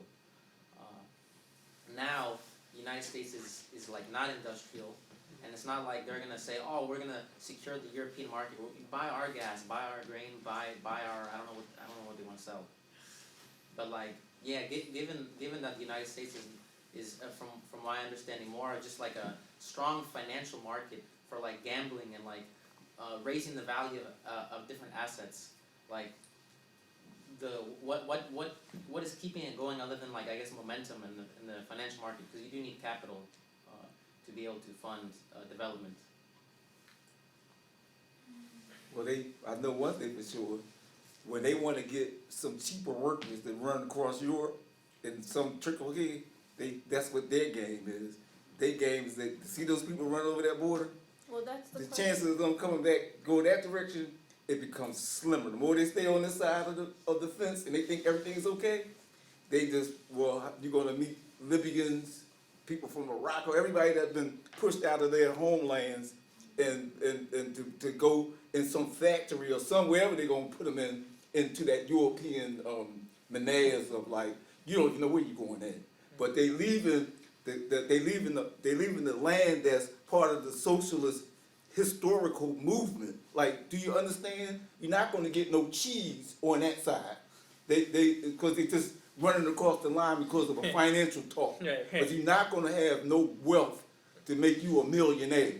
Whatever that is that they didn't put into those people over there in Ukraine. And even if you're a millionaire, You know what I'm saying? because inflation. And the dreadfulness is that we are here witnessing this kind of thing, not just African Americans, everybody. Like, is we rallying for people to leave their homes because you done told them they can have casinos or whatever you told them, all this the cheapening of human life, you know, not just them. This could have been all the Africans that they done did like this in Ukraine. They didn't put them on TV like you watching now. All the states in Africa that people have been flushed out of their countries because they want to have land sharing, you know, to share the land and to share the wealth together, and not be petitioned from out of your country. Because once you leave, you out. If you that's how you want to broker your existence, and that's horrific. When we know, from us being students, that the tale is already known. Y'all ain't gonna get no wealth out of this misery. You could be on TV all week long, and it's more dreadful for us, for our generation, because they might have told me that I would have been in Vietnam, but I must have woke up at 4:01 and said I ain't going now, and I did say that. But I'm saying they told us something like young people I know is going to Vietnam. Going for where? We don't even have like our own market and shit. We don't even own a car lot. This is black people doing the hyper Vietnam. But you want us to say wow, look what they doing to them. Well, Yeah, they have done it to us. yeah, and that's, can I just get back to one, this is very important, because this, just what you said feeds into this great anti-war sentiment in the United States today. And part of, everything is conspiring against the Biden administration and against the U.S. ruling class. Inflation. And as you point out, as you point out, Jeremiah, they're doing everything possible to screw up the financial system. And then, as President Biden said in his State of the Union, the American people should get ready to pay a cost to uphold our values in the Ukraine. And I don't think anybody is. I can go to that White House. Yeah, right. I mean, are you prepared to pay $6 a gallon for gas to Yeah, hold right. up the freedom fighters in the Ukraine? Okay, No, Biden. but actually. I'm gonna walk. I'm gonna just walk. Yeah, right. We live in a city too, but Still. this thing of imperial overreach. And don't forget, I don't think it was difficult to see that Biden represented as the, quote, anti-Trump candidate, where Trump was saying we're going to pull out of NATO if he's elected again for the second term. Biden is talking about let's build up NATO. The point I wanted to make is so much of what the Biden administration stands for goes against the basic sentiments of the American people politically. And basic logic. Oh, so, And basic logic. well, that's true too. I think the reasonable thing to do, we see there's a move towards socialism in the US. Absolutely. If we go to war, that means cut on social spending. I mean, we have an aging population, a large incoming young workforce with difficulty finding jobs. Then all of the employment issues across the board in terms of race and, other factors. What are we doing? They've screwed it up. Let me call on Emil. Yeah, I mean, I would say it's a failure of the Western state and the Western psyche to deal with its own contradictions. I just think of, this makes me think of World War II history, where what the German state became under Hitler, believed that they could just run roughshod over all of Asia. Like they were they were a lesser people who couldn't defend themselves really and didn't know how to do anything, so we could just easily run through them. I feel like that mindset hasn't really changed very much. They thought that they could just introduce reforms within China and they would just roll over and take whatever America says will be what will be. And now what's going on in Russia, we say we support Ukraine, but of course that's very one sect of Ukraine, right? The whole reason that this is an issue to begin with is because the eastern part of Ukraine has risen up and has said, you're not going to go another step east from here.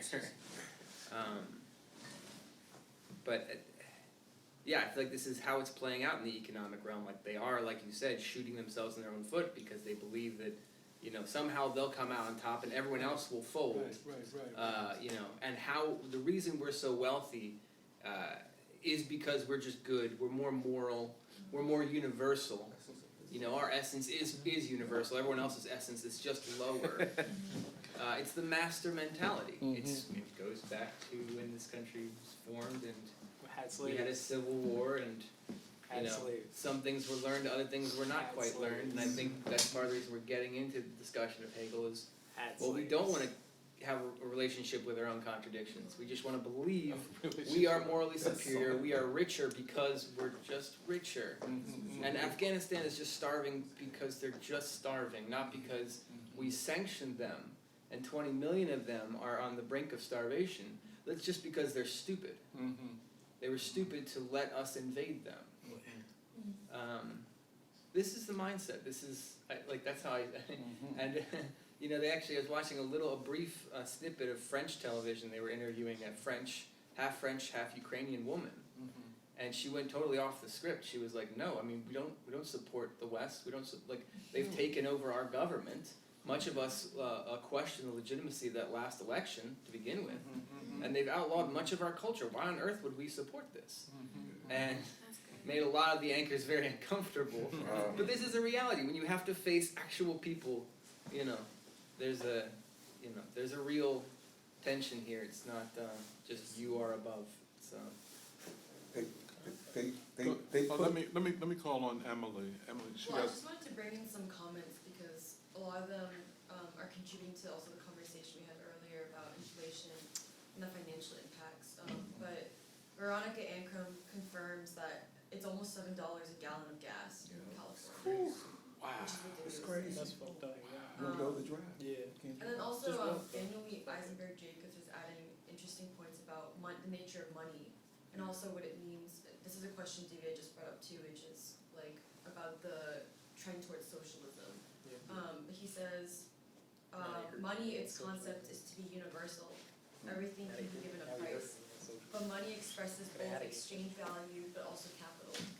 There's quality, quantity dialectic. A certain sum of money transforms into capital, crosses the minimum threshold that it can count as an investment. Money as money versus money as capital. Yeah. This is why we have inflation right now. Printing money is not what creates money, but rather investments. Fixed capital pulls on energy, raw materials, etc., while stagnating wages. It is this problem that gives rise to political interventions as states try to manage this crisis. Tariffs, quotas, because capital is social production. It is legally mediated at a national level, but at the productive level, capital is social property beyond the sovereignty of a nation, a crisis of bourgeois society. And he also says the question about U.S. reserves is not that straightforward as one of hegemony or expressing political decline, because various countries such as China buy up U.S. reserves in order to skew the exchange rate so that their exports are cheaper. That is part of various countries' growth strategies. Weak and strong currencies are unfortunately words that politicians play on. The U.S. could benefit from this now because of inflation. And Because of what? Inflation. because of inflation, and thus would import more to help attenuate inflation costs. And then he also adds in, the key is to see how this whole system points towards the possibility for socialism. And then he quotes Lenin, I believe. Quote, capitalism has created an accounting apparatus in the shape of the banks, syndicates, postal service, consumer societies, and office employees unions. Without big banks, socialism would be impossible. The big banks are the state apparatus which we need to bring about socialism, in which we take ready-made from capitalism. Our task here is merely to lop off what capitalistically mutilates the excellent apparatus, to make it even bigger, even more democratic, even more comprehensive. Quantity will be transformed into quality. A single state bank, the biggest of the big, with branches in every rural district, in every factory, will constitute as much as 9/10 of the socialist apparatus. This will be countrywide bookkeeping, countrywide accounting of the production and distribution of goods. This will be, so to speak, something in the nature of the skeleton of social society. Yeah. And then earlier, actually, there was a really long conversation when you were first giving your introduction doc about many people were discussing what we mean by freedom. Because actually this goes back to what Jake was saying with Brian Jones. There's a conversation of different people's views of freedom. It does go back to certain definitions. What do we mean by democracy? Right. What do we mean by freedom? And then also similar to our conversation of Hegel, is there such thing as the truth? Such a thing as what? The truth. The truth, I'm sorry. And yeah, there's a lot of comments, and I'll just highlight some, but Sadia Durant talks about saying freedom. She says, freedom is not a gift we are given by our country. It's a human right that has been constantly attacked by the U.S. political leadership. Yup, say that. We shouldn't give credit to be freed by that definition to the U.S.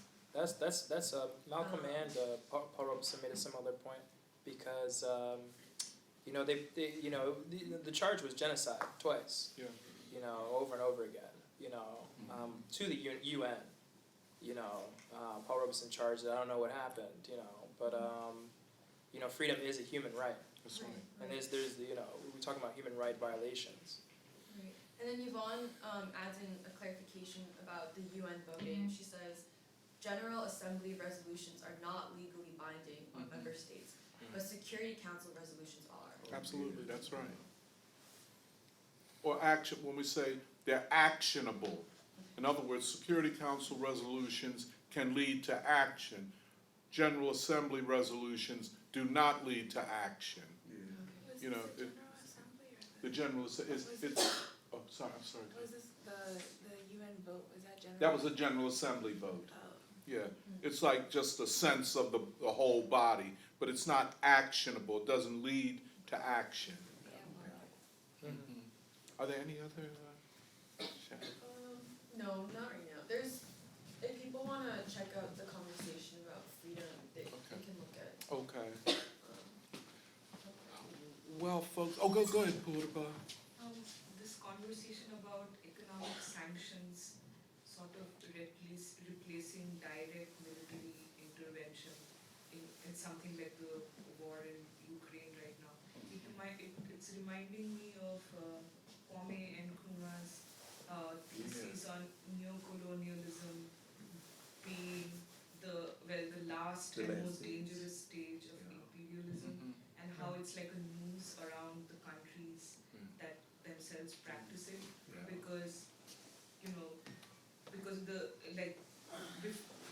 before the 20th century, maybe it would have been possible for these powers to sort of circumvent the contradictions of neocolonialism by going back directly to colonialism, just reverting back. But after the 20th century, after the Great Wars and the establishment of the Soviet Union, this was no longer possible. You could never go back. And this is, I think, a similar kind of analysis can be applied to this this practice of sanctioning and blockading governments which basically have an alternative ideology to this US hegemonic. I don't even know how to put it. Basically, it's an alternative model of governance. But it seems like this economic sanction seems to be like the last stage of imperialist war. This is, that's so interesting. Could you just say that once again? I was saying that I'm still trying to work through it. So I'm saying that this policy of sanctioning and blockading, it seems to be like the last and also very dangerous stage of imperialist war, which at some point in the past, maybe you could have, circumvented the contradictions it brings at home in vis-a-vis inflation and austerity and poor living conditions.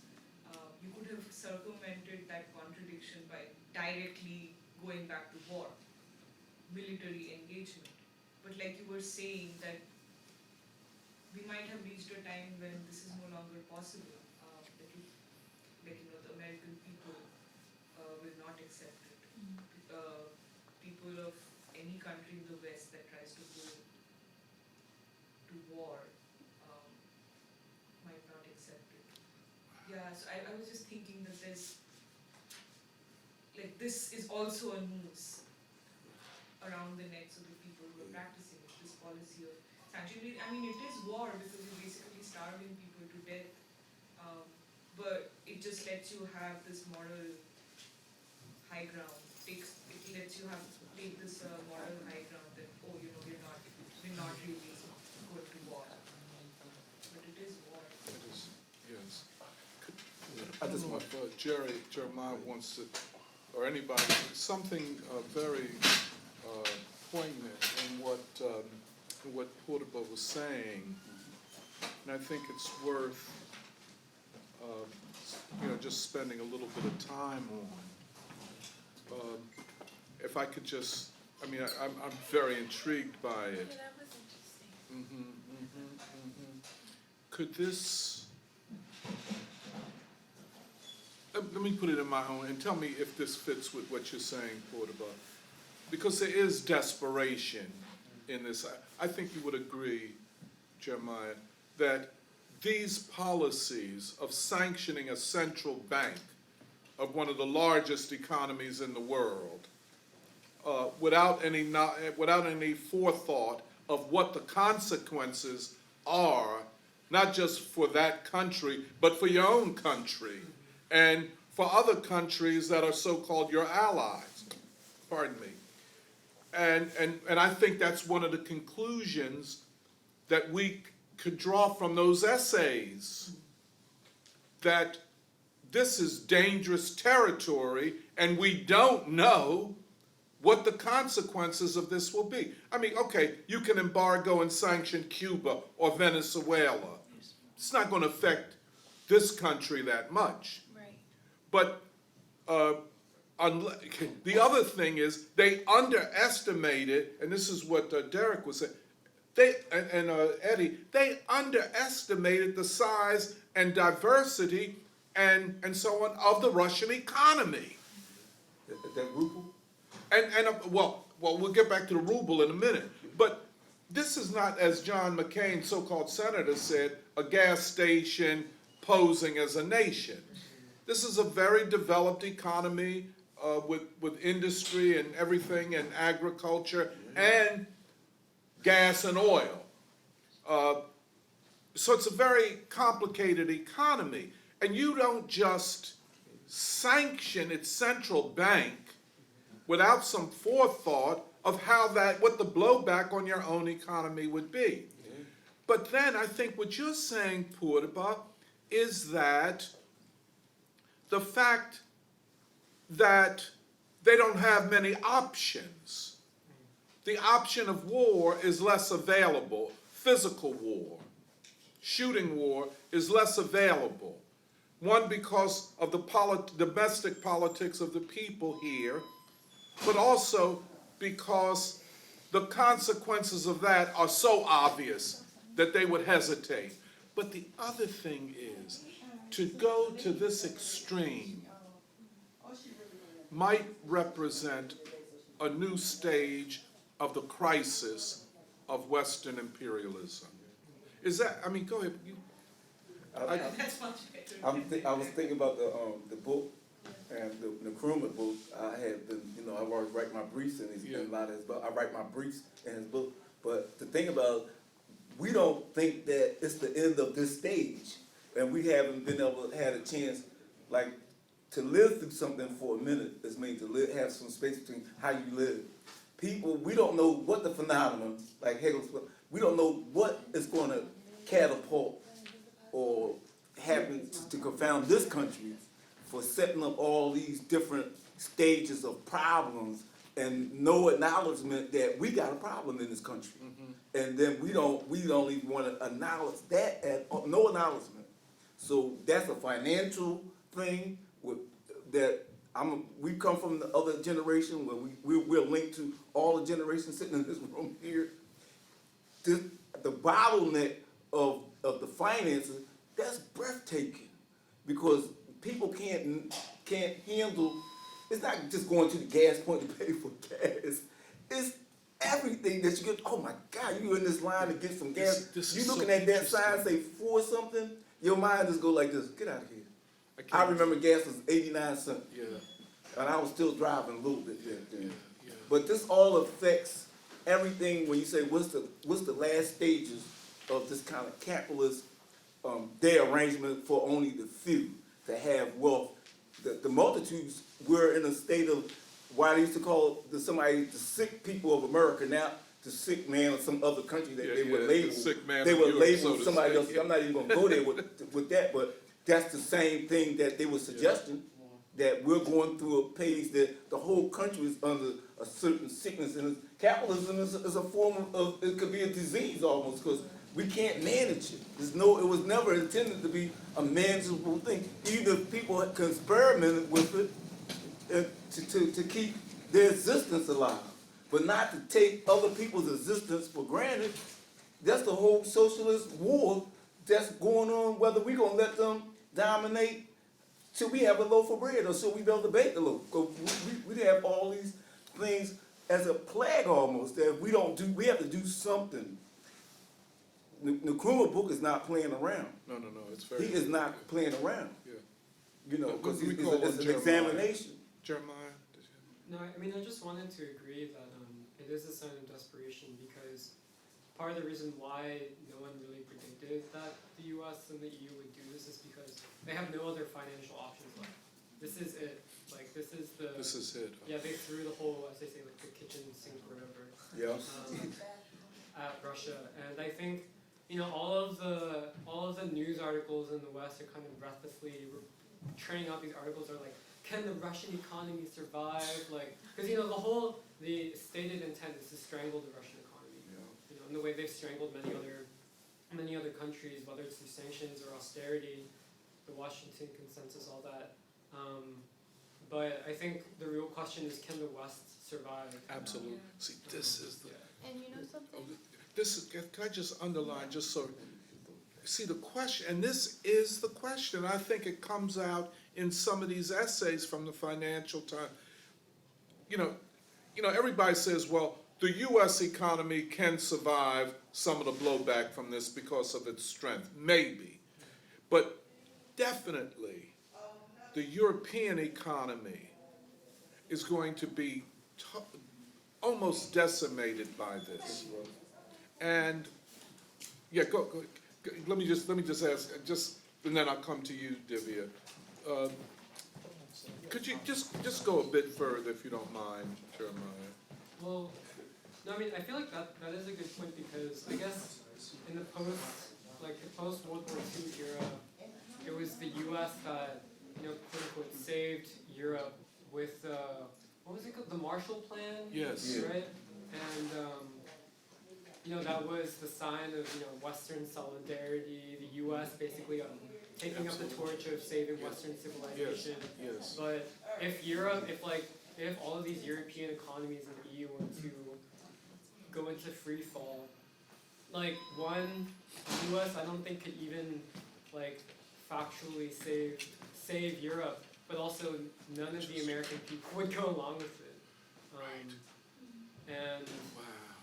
yeah, I think it is true there's a lack of foresight, because I think they've realized they run out of options, but they also have to portray, you know, project strength as well. And actually, the State of the Union was interesting, because they had more Ukrainian flags in the State of the Union than American flags. And Biden spent the entire first half talking about Ukraine. And I mean, it is kind of like the sort of actual manifestation of imperialism exporting its contradictions, trying to make people not actually see what's going on.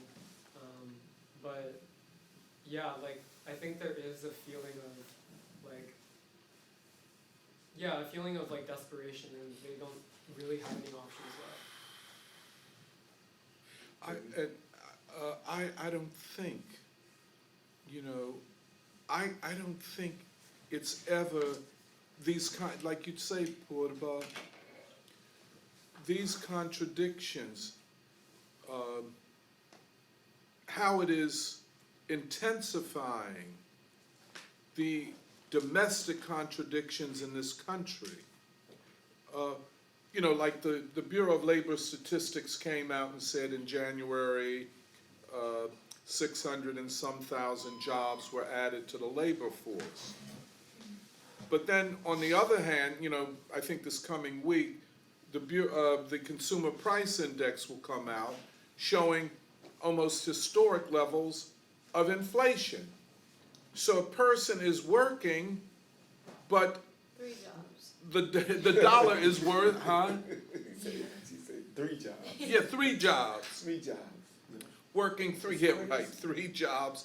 But she or he is not making as much as they were before this inflation.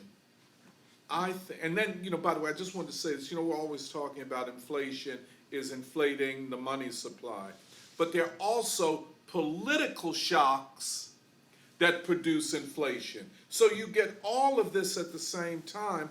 We just don't know how it's going to play out in the economy. Now, there is this thing called stagflation, where the economy stagnates and there's inflation at the same time. And there is, yes, and there is some prediction that we're entering that. In other words, a recession and inflation. Usually, inflation and recession move in opposite direction. When the economy goes into recession, prices come down. It's only, so now, but then you're going to have the two happening at the same time, which means you're going to devastate working people and small business people, destroy them. But go ahead, Divya. I just wanna, to an extent, I agree with an analysis of policy, but I think this crisis is beyond policy.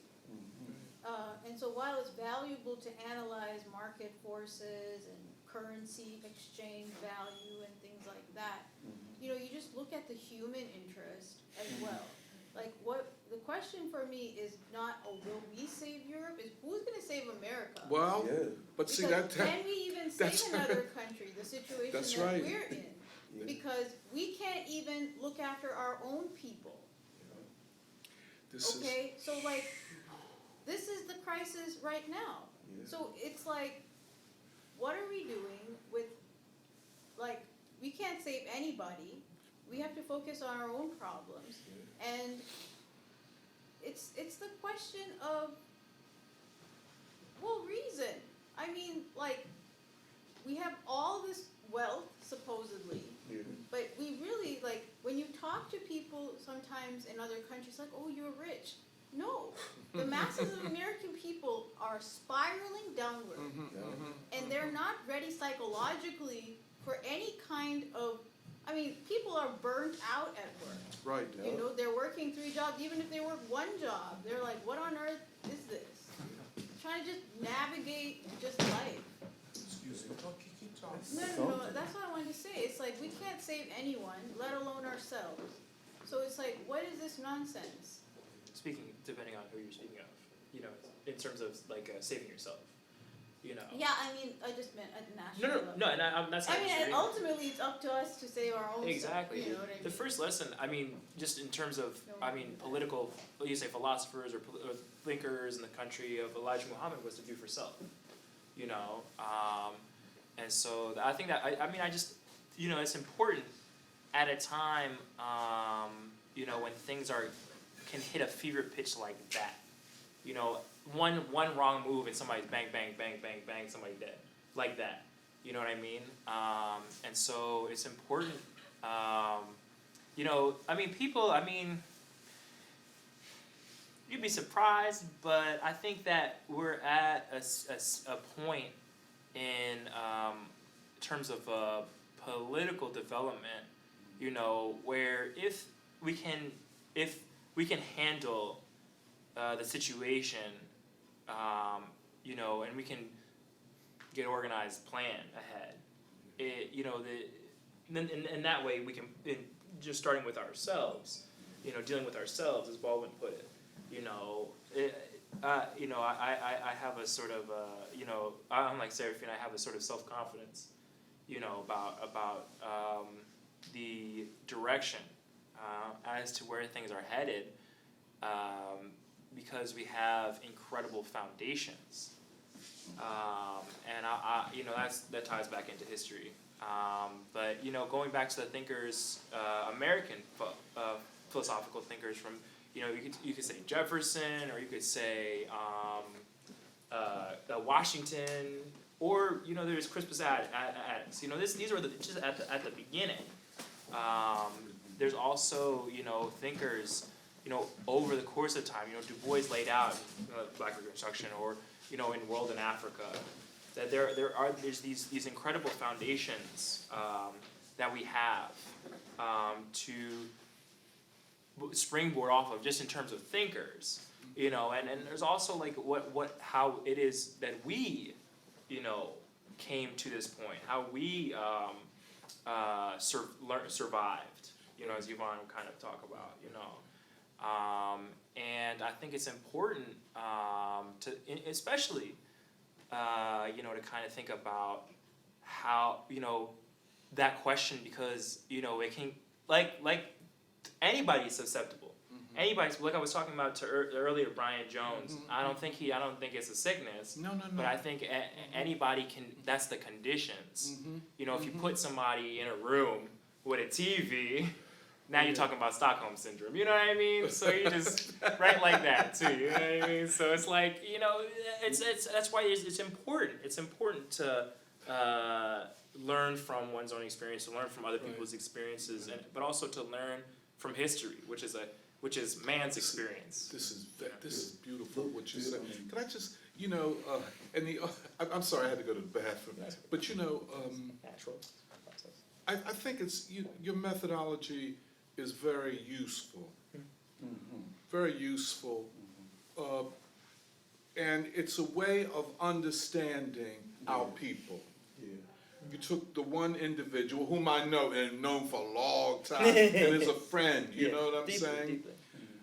You took one individual as an example to discuss a social phenomenon. This is very, very valuable. You know, a lot of times you get people that want to talk about the political crisis and all of this, but they can't point to one living human being. It was very valuable. And I mean, even the idea of it as well. go ahead, I'm sorry. I mean, the idea of like how, or like, it's kind of like planting, or I know you guys planting, or it's kind of like you know, you ever see like on those documentaries, you know, you have the germs, like in the Nova documentaries. Me and Sarah we used to watch Nova, and you know, they have a little like container of germs. And I feel like, you know, it's interesting, the word culture, if we think about it. You know, culture is the development of, you know, like of the kind of the germs, so to speak. That's right. You know, I it's just also wanna- living forces. That's right. But I want to Which say, is interesting in terms of the your word, point, the your music. method, Like is music or culture. Oh yes. Or, you know, He said your methodology. But your methodology, if I could just highlight it, because but I you know, like ideas. the reason I want to is because I know myself, I'm guilty of losing a sense, you know, impatience with people, ordinary people. Yeah. You know, Exactly. but the fact of the matter is that we're all a result of our personal histories, but as you put it, the history of man himself. Exactly. Which And includes now- the state or ideas that's of, right. you know, philosophy. You know, And how do people think in a moment like this, where we might be changing epochs? yes. A new- We probably already have in some ways. Say that again? I don't think it's that simple as, you know, where it's like, okay, there's this moment and this moment. Right. I think it's kind of like a turning of a wheel. Absolutely. You know, it's Yeah. like, I agree. like a water wheel. You know what I mean? A cycle. Exactly, because you know what if it's static, right? If it's, you know, this historical moment, it loses the moving No, elements of history, You're which is absolutely people's agency. right. We're talking about. And see, this is why we're studying Hegel, Yeah. precisely to Phenomenal. help us to understand that none of this is just an instant change, or I agree with you 300%. But you know, just as though we could, but all of this is about the change of humanity, the change of people. And when you use the one individual to talk about things that are much larger, I think that is a very valuable approach. And I can't really take. I'm sorry. I just, you know, because one of the last things before a lot of things kind of happened in my life the last couple months. When I was working at, you know, this place, one of the last things that I had read at the time was I would suggest it to the free school or to whoever, you know, is Baldwin's evidence of things not seen. Yeah. Now I hadn't for whatever reason I hadn't read that one. That was the one that I had missed, you know. And it's interesting because it's just like I don't know why. Cause I remember looking at it, but then it was something. I think it's his last book. It's his last book, and he wrote it in '87. Okay. And so I think what's interesting about that is, you know, it's not only the idea, but it's the, you know, that how he's capturing history, how he's capturing the ideas, history, and all these things in this one case. There's this case of a quote serial killer, and the state kind of puts everything on him, Right. right? And you know, but what was interesting about in terms of if it was like a picture in my mind, it seemed like Baldwin, like I was like, well, where is this coming from, Baldwin? It seemed like it just spiraled and spiraled and spiraled. And I was like, oh, that's civilization right now. We're spiraling out of control. Is what Baldwin was saying. And so I think it, you know, it's Yeah. poignant. You know Yeah. what he achieved with that book, and I think it's worth, you know, an investigation, if you will. This is so interesting. Again, I'm so moved by your methodology, the use of the allegorical, you know, to talk about civilization. And, you know, if I might say, you know, woman, let me just on Jake, because, you know, if I might say, all of this, as you put it, is on the table now. Everything is on the table. Exactly. Yeah, it has Right. to be. It should have Has been to before this point. Yeah, well, you're right about that. You're right. But now you can't avoid it. Yeah. Let me just call on Doe. I was just gonna add on to what Jake was saying, but by bringing up, I think, a question that came up a couple of weeks ago, actually the question of like how to deal with subjectivity and objectivity, which I think relates to the kind of methodology that you're referring to about Jake, but I don't know if this is like a apt or accurate summary, but you know, a person represents a certain subjective experience, but to be able to see that person or that singular experience within a much broader, I guess, objective frame, I guess. That was how I was trying to process that question that we were talking about a couple of weeks ago. But I don't know if that really. But Doe, could you kind of remind us of what that conversation was? I remember the objective subjective thing, but what was the context that we were discussing it in? I think it was in response to something within the Hegel preface. Yeah. And Jake was speaking to, I think actually your friend, Dwight, yeah. Dwight. But I don't remember if that was actually a resolution, and I think this question of subjectivity and objectivity. Wait, so is dialectical logic like a synthesis of subjective logic and objective logic? Gotta speak up a little bit and a little more Well, clear. because I feel like part of the conversation of subjectivity and objectivity was also when we were like, that week was really helpful because we were parsing out Hume versus the German philosophers like Kant and Hegel. Where both Kant and Hegel believe in the idea of metaphysics, where like and I feel like metaphysics is, I don't know if it's true, but you should correct me, but isn't metaphysics essentially like there is such thing as truth? Like before you encounter something, it exists.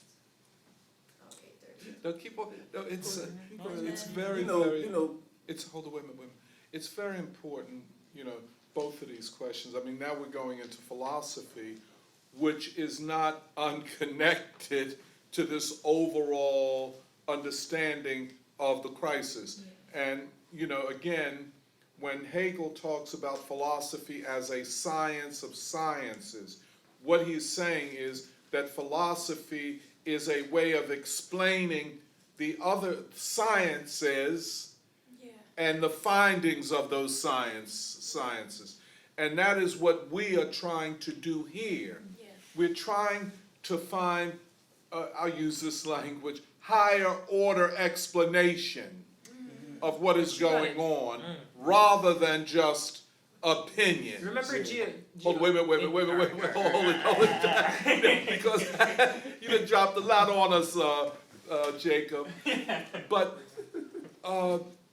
so indeed, the question of objectivity and subjectivity, let me kind of put that in words that I think would help explain it.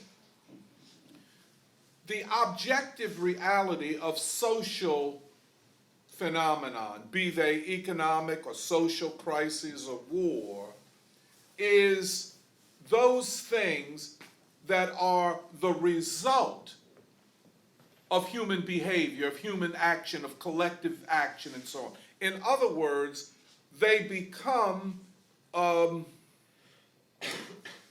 of the objective world. You see, now, albeit they're human. In other words, this crisis is the result of human behavior, human decisions, and all of that. But they take on an objectivity once they happen. Yeah, yeah. Does that make sense, Doe? The subject is, okay, one part, in one sense, the subject is the agent the persons attempting to understand and explain all of that. Okay? Just like Jeremiah was talking about the global financial system. Well, we know this is the result of human action in the past and right now, right? But as events, as phenomenon, they take on an objectivity.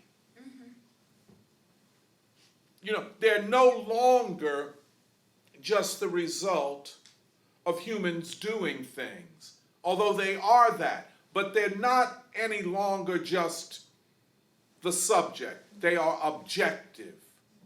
They are things that have happened. when they occur. You're saying. Yeah. That's what I'm trying to get at.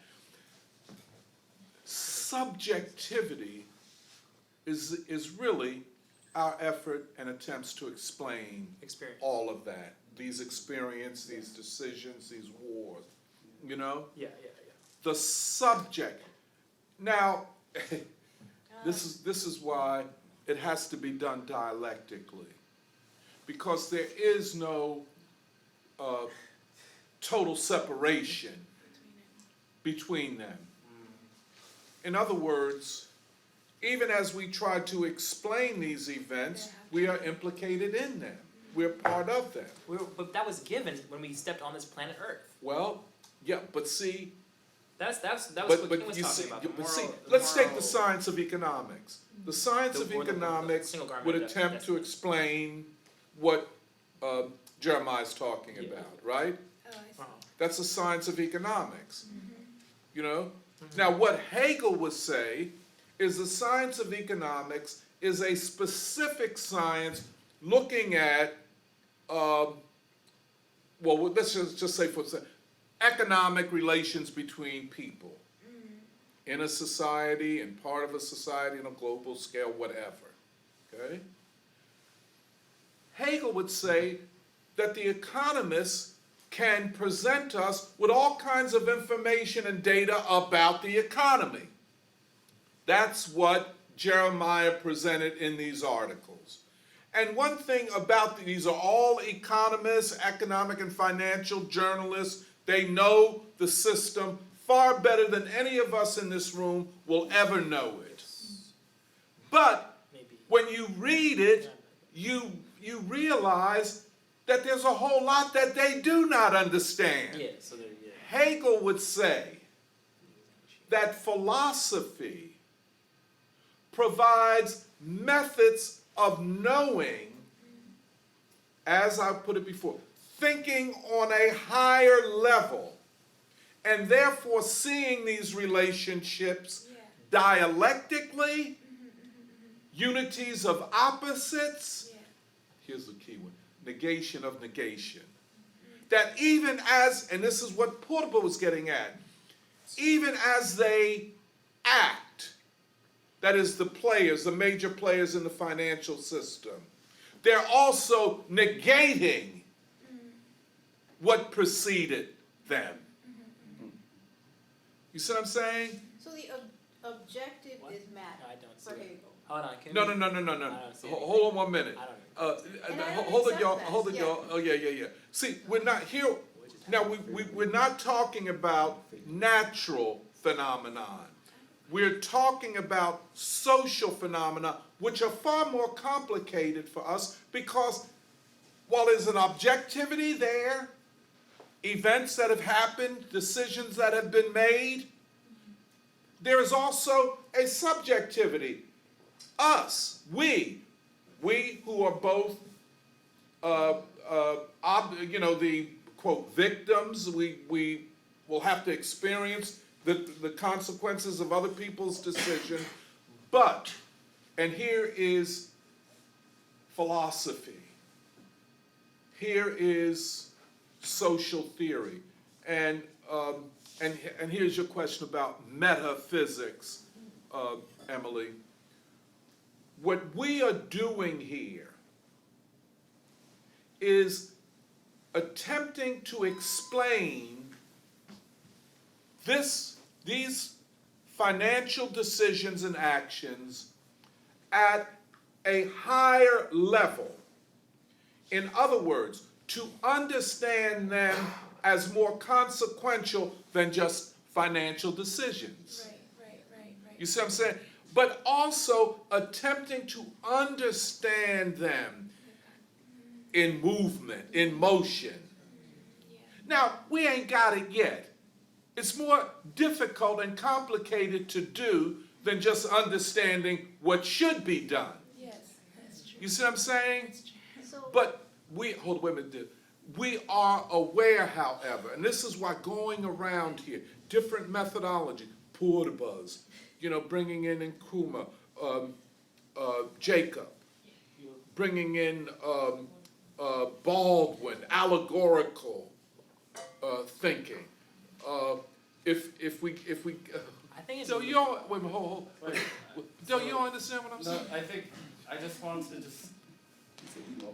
I guess try to regurgitate what has been said. Yeah, because I don't Because understand. I think taking the example of what, of Jeremiah's, explanation of the financial system, and there is this objectivity of Yes, things that have happened. yes. I don't know one example of things that have happened. Well, no. Just take But this. sanctions, yeah, that happened. Okay, or the right? financial system. Right, That is, that exists, yes. yeah, that's right. It's object. Yeah. But the articles and the research that Jeremiah did, that is all a subjective interpretation Absolutely. that we are trying Yes. to Yes. maybe divorce from objectivity and bring it into a higher No. understanding. Let me just say, yes, the articles that he reported on Yeah.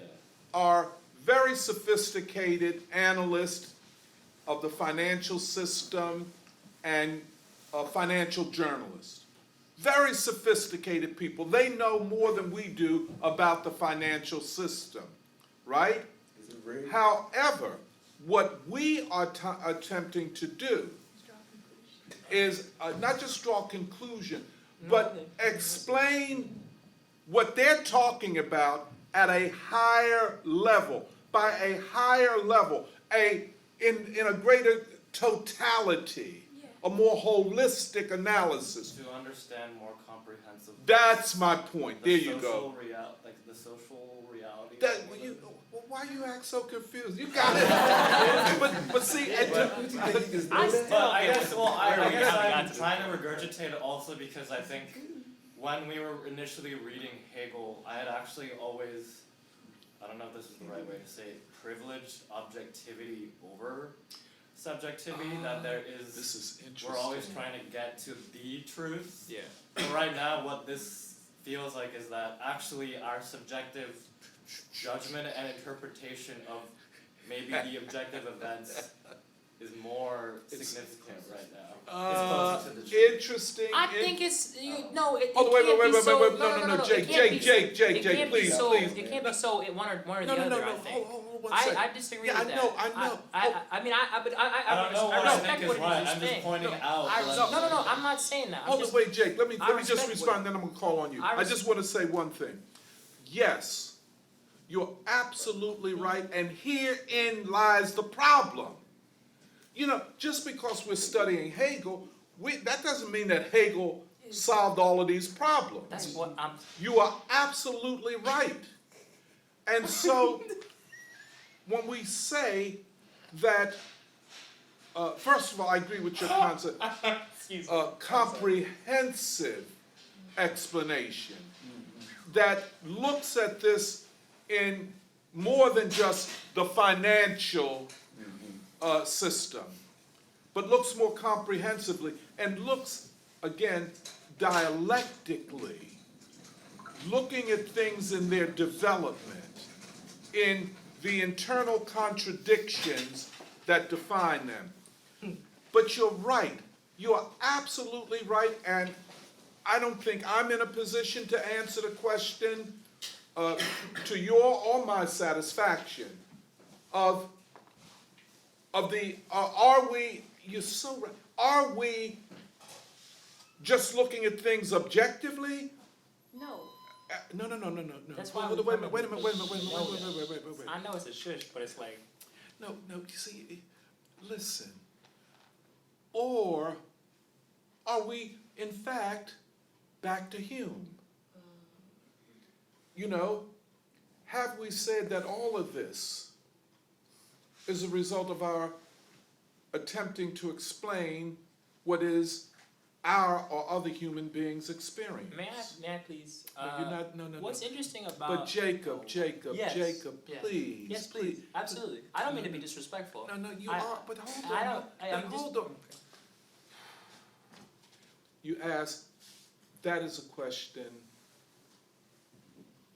at a philosophical level that we have to answer.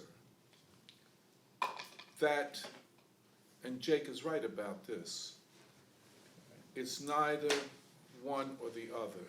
It's the unity of them. And how we achieve that comprehensive explanation, recognizing the unity of this. We here are, that's what all this discussion is about in the philosophy and the quantum mechanics and all of that. We're trying to learn and teach ourselves how to do this. And I'm not saying there's a textbook or there's a professor.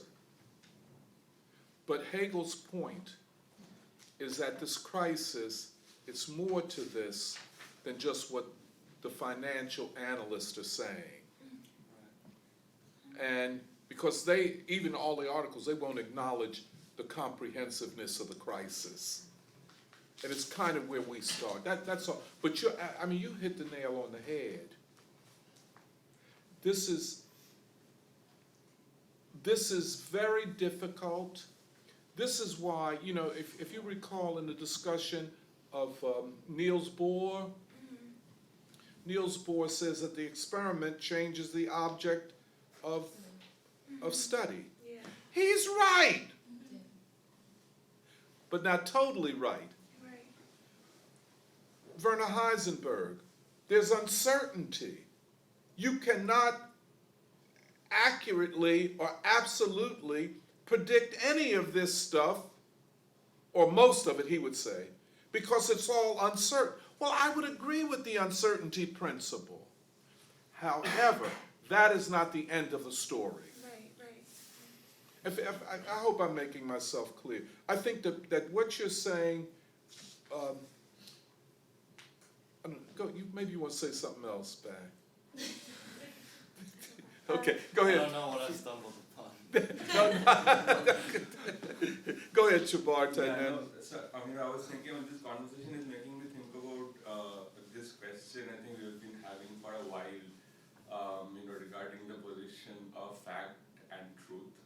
And I was thinking that it seems that the age of religion and what was called the age of thought, it seems to be this period in human history where all human endeavor was towards seeking truth, and so they would the existence of truth as an objective truth was taken for granted, and especially religion was one of the ways that people would seek truth. Yes. And it seems that the current the current era is, especially the modern world today, it's a world obsessed with fact, and I think it's also become sort of a ruling class tendency of trying to put people down, because the attack is always that you don't have all the facts, and I think it has has both. It's on one hand it's this attempt to put people down who are trying to put in an effort to understand the world, but I think it's also related to this behavior in young people a lot, who suffer from a lot of lack of confidence, because you don't have all the facts, and therefore you don't think that you can attempt to understand or speak with authority about anything, right? And yeah, I was going back on this thing about fact and truth, and I went back to what I think King mentions in one of his speeches. He says that facts are merely the absence of contradictions, while truth is coherence among facts. Yeah. Right? And Yeah. this makes me think of what you were saying about this objectivity and subjectivity, because I think there's something about what the role of people is in terms The role of people. right. I think in terms of truth, it's always it's sort of related to what role people play in Absolutely. developing and understanding truth. I guess coherence in the sense of meaning, in that sense. Yeah. And I'll end this. I think this is where I seem to have landed myself in a pitfall, because this seems to lead to the question. So if the question is between objectivity and subjectivity, like we were talking, and if subjectivity is this attempt of human beings to understand it, and this is what we say truth is, it's this attempt to develop meaning of facts, to understand facts in their totality. Does that lead to truth being See, and Doe has hit on something. Doe,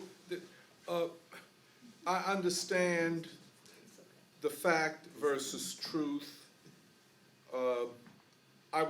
I think I would put it a little different than King. I think I would understand it a little bit different than King. And you're right about this, that those who uphold technology or science as technology are totally about factual evidence. And that's in the social sciences too. What is your data type of question.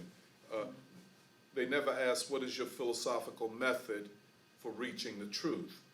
Because American pragmatism, which is an outgrowth of Humean and British empiricism, does not believe that it is possible to achieve truth. They don't see that as a possibility. But they do say it is possible to get facts, to get data, and to then interpret them in many different ways. This is a very, I have to say, very honestly, that these are the questions that overwhelm me all the time. One question, the question of truth, is it possible? Is the question of the subject's relation to the object, of human action, of history. You know what I'm saying? If I might, just one small thing. Nuri and I were discussing this. Nuri is a biologist, her comfort zone is natural science. But she's also into literature, right? That is not her comfort zone. Is it fair to say that? Well, let me put it this way. And as a But I result, think like similar to Doe, like it's easy to privilege the objective over the subjective. easy to privilege the what? Like objective Yeah, study yeah, versus yeah, yeah, subjective. yeah. The interpretive, and so in our conversation, I said, Nuri, but the interpretive sciences are as rigorous, maybe more so, and even maybe more comprehensive than the natural sciences. What are the interpretive sciences? Well, like literature, what we call the humanities, you know what I'm saying? Why don't you say that? Just like Jake's talking about bringing Baldwin into it. That is, but hold on, let me just say, see, that's part of what you call the comprehensive explanation. That's why he could bring Baldwin into it. Jeremiah is talking about financial systems, and is seamless. It's not like, oh, you're doing economics and I'm doing literature. No, they're all a part of the attempt to explain human agency, past, which becomes objective, present, which is the subject, and the future, which is a historical movement. But it is not a separation. And but let me call upon Divya. She's Serafina had something. no. Oh, okay. Let me call. You can go first. Okay, I'm sorry. No, go ahead. I'm sorry, I didn't see wasn't worried you. about it. Go ahead. I'm sorry, I didn't see you. So, okay, there's a question of what we think objective is, right? And that it varies. In the Western epistemology, so like you die, but history is objective, it's going on. The march of history, right? But like people go away, but history is still going on. The world is still going on, and that is the objective. Now, you are in that. But the subjective position is, well, all of this isn't, I'm perceiving it.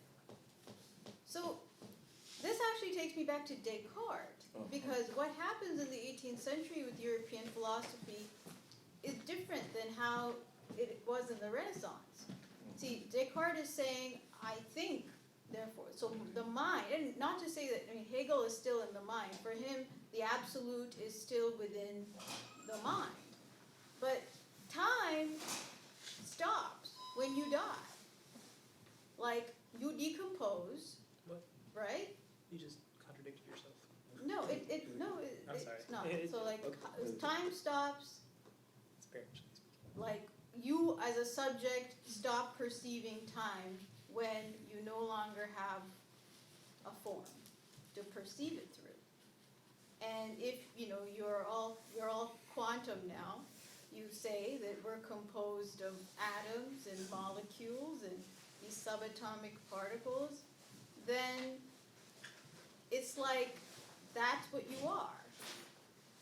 So if you don't put it all together and say, I am this human being, and this is not a Western perspective of subject-object relations, of subjectivity and objectivity, and then it goes back to the religious, but the only objective thing, the absolute, and this is different in Hegel. For him, the absolute is not the soul, in the same way that it is in like a Christian epistemology or a Hindu epistemology or a Buddhist epistemology, and some Buddhists don't believe in soul. But it's like, I think it gets way more complicated, and I'm not discounting the dialectic, but it doesn't fully explain, and maybe it's not supposed to, because Hegel is just one leg, but it doesn't, for me, explain, and the relation of everything ends up in the material realm of things. You know, the question let me just say this, Divya. the question of the, Yeah, if I could just finish. Yeah. Of and society is still material. There is an element of us that is natural, that is nature. But what is that element? And I think Du Bois had it closer than Hegel, which was the divinity of man. And what Tolstoy says, the asymptotic, you know, and the truth, the question of fact and truth is the facts. Truth is the absolute. Facts help us exfoliate and reason towards the absolute. But the question is, what is that, for me always with Hegel, is what is the absolute for Hegel? And yeah. that will, I think, maybe help us with Yeah. subject-object. She just said what I was going to say. Maybe. No, I mean, cause But it's. maybe. But let me let her. Yeah, let me please, let please, Serafina Serafina, come in. please, yeah. No, what you were going to say? What you Go were ahead, gonna say? do your thing, sis. Well, I got it, I got it. You alright? You alright? I got you, bro. That's Monday through Friday, okay? Jacob, you don't have to worry about it, it's alright. But, I mean, I'm not really quite sure what I know I responded to this discussion, but Doc was just telling me about the quantity-quality relationship, so I was like also excited about that too, but because I was trying to read through this chapter, I don't know why I was getting very kind of like, I like kept reading over this chapter 1 page, and I had to keep going back to stuff. So obviously I'm getting kind of stuck because I seem to also have I have priorities over different things about. But I don't know if this is right, but tell me, correct me. But it seems in some ways that Hegel is trying or helping, I don't know, to describe like a thing, you know, which could be anything, I guess, and how it develops as accordance, as part of it. Yeah. But what I'm getting at is like, okay, well, I think the quality of something as closer to, I guess, the essence or the notion of something, and I know this is wrong. No, I don't know it's wrong. But like the quantity of the like things or whatever is like not in relationship to like the environment or the social circumstances that a thing is in, which is more of what you're saying, how something is affected by the surrounding historical issues, and thus the quality of it can change. I think, right? I think in a lot of ways you all are exposing how inadequate I am to doing this. Oh, come on. No, Oh, really, see, I have to okay, admit wait, this wait, wait. because Let me no. Go get to the point ahead. anyway. I mean, The point of anyway that I wanted to I feel say. very inadequate, The to point be honest. The point in anyway of what I wanted to say is that as like at least I'm thinking about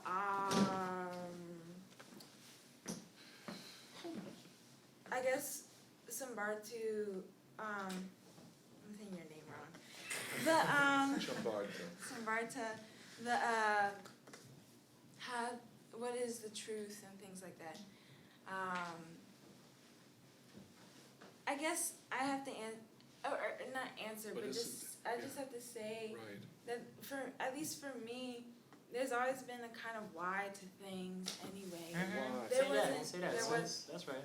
There wasn't a certain like I would go to class and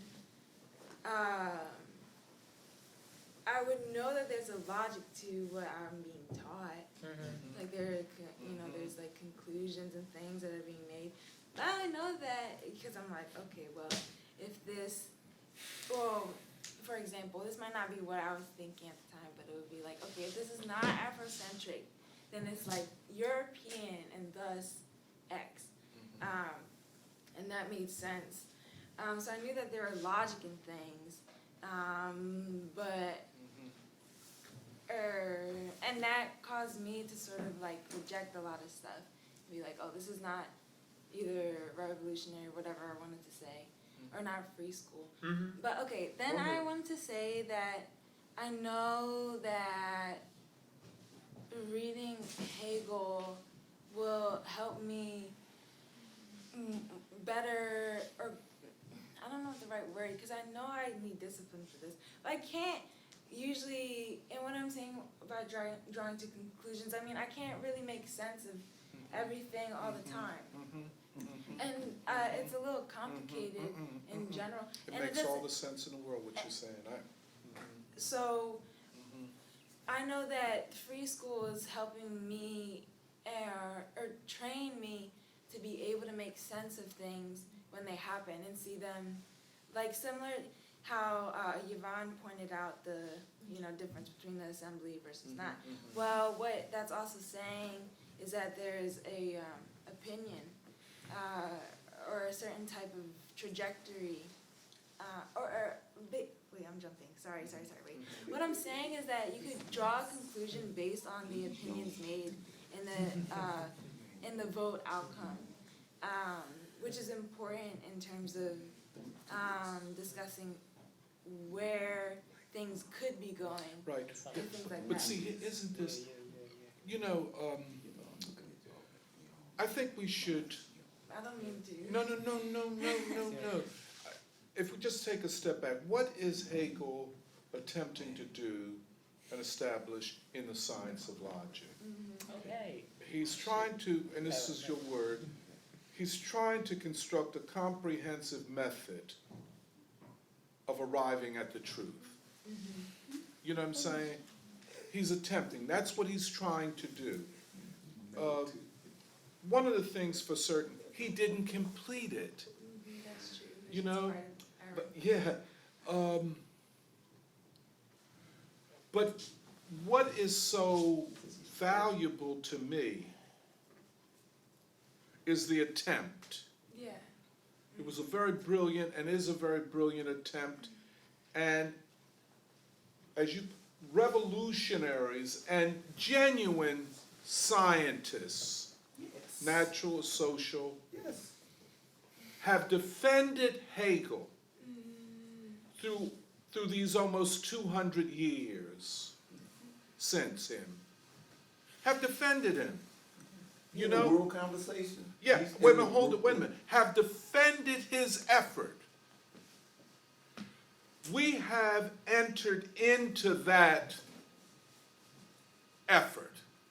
We've entered into it. That's true. In a world that says, a cynical world. And I think once you deny the possibility of knowing the truth, of arriving at the truth, it forces you into cynicism. We ain't gonna know it, we can't know it, and if you can't know it, you ain't gonna change it. You see what I'm saying? So, we have entered into that. That's true.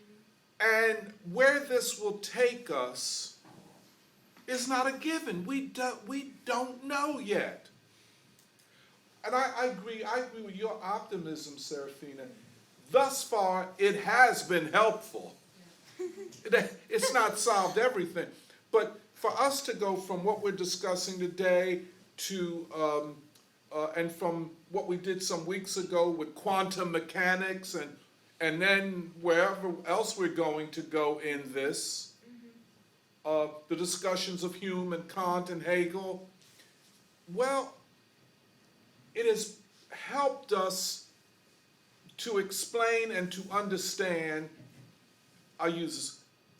to understand and explain comprehensively complexity. Yeah. That's another, You see what I'm saying? that's another word. And, let me just say, we get to this. Burn my throat out. Yeah. Now, if you want to make the argument that the great religions of the world have pursued these same matters using a different method, I would say yes. Yeah, Did you say, that's did you say, correct. did you But say that, religions? wait, hold it. Did you just say religions? But, Did you say religions? yeah, the great religion. World religion. But I would say yes, but with this also. But we are not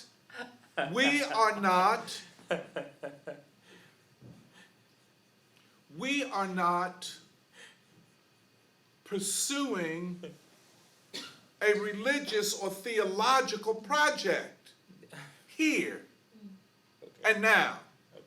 That does not say that that is not worthy of pursuit. With all But due that's not what respect, we're sir, doing right now. I have a question about And that. so we have just, well, we did the year of Du Bois. What were we reading? The Philadelphia Negro, Black Reconstruction in America, The World in Africa. Divya is now reading the novels at the Free Library. I mean, Is she? Oh, cool.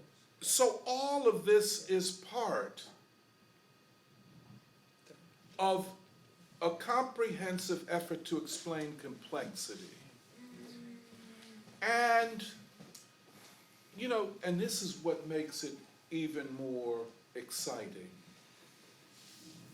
that this is becoming a project that involves more and more people.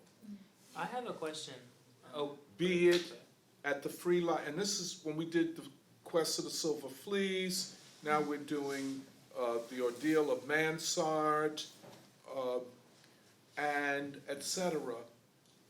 But it's involving more and more people in this kind of discourse. And we're to say this, that we're doing this, is to also say we're not doing something else. We're definitely not doing identity politics.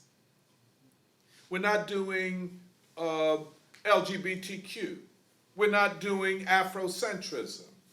We're not, in other words, we're not doing reductionist studies, which means reducing everything to disconnected binaries.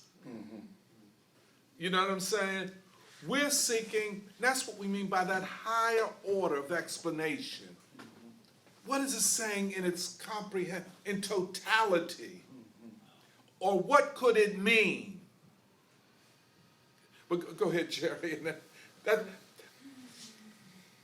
ahead, Jerry. Well, I feel like this may be totally wrong, but part of, I guess, from the study so far, what I've gotten from it is this thing of logic, like the logic of things, the logic of interactions, which I feel like it's not, I feel like sometimes, I think when you talk about the objective world or something, it can feel like we're removing agency from people, but I feel like actually what we're arriving towards, or what at least I think it seems like we're arriving towards is, it's like, on the one hand, history or reality or like these social relations are not purely just whatever anyone makes of it. Yeah. And there's a logic to the development of like the interactions, but also where it could go. And I guess part of, like, I guess how I view it is, and yeah, maybe this is also wrong, but like, there's a logic to peace, I think, that we believe in. And it's like almost on an instinctual level, on a gut level, on a moral level, like it makes sense. There's a logic to it. But just because it makes sense doesn't mean that it will automatically happen. That is where struggle is involved. And I think that's kind of, I guess, what the dialectic describes, which is there is a logic. And the object-subject. Like the unity of those. Like there's a logic to peace, there's a logic, I guess, to it, but you can't just sort of be like, oh, like things will just work out. Yeah. I guess that's how I've been kind of understanding things. That makes Let me, sense. let me, I let me, wanted to let me add- let Doe come back in I- since he kind of initiated this, I know, and then respectfully, I've been Jacob. trying to kind And of say then- something for a little Okay, while. Go ahead. Thank you, if it's all right with you. Yeah. Thank you, I appreciate it. I have a question. You know, you talk about religion, stuff like that. You know, we're not a. I wouldn't you know, say that we're a religious organization by any length. I don't know where that would Are come we an from. organization? No, I'm only joking. I'm only being We can silly. talk. That's a different conversation. No, I'm only playing with you. I know you is. But go ahead, Yeah, go that's ahead. why you gotta kind of watch the games, you know. So,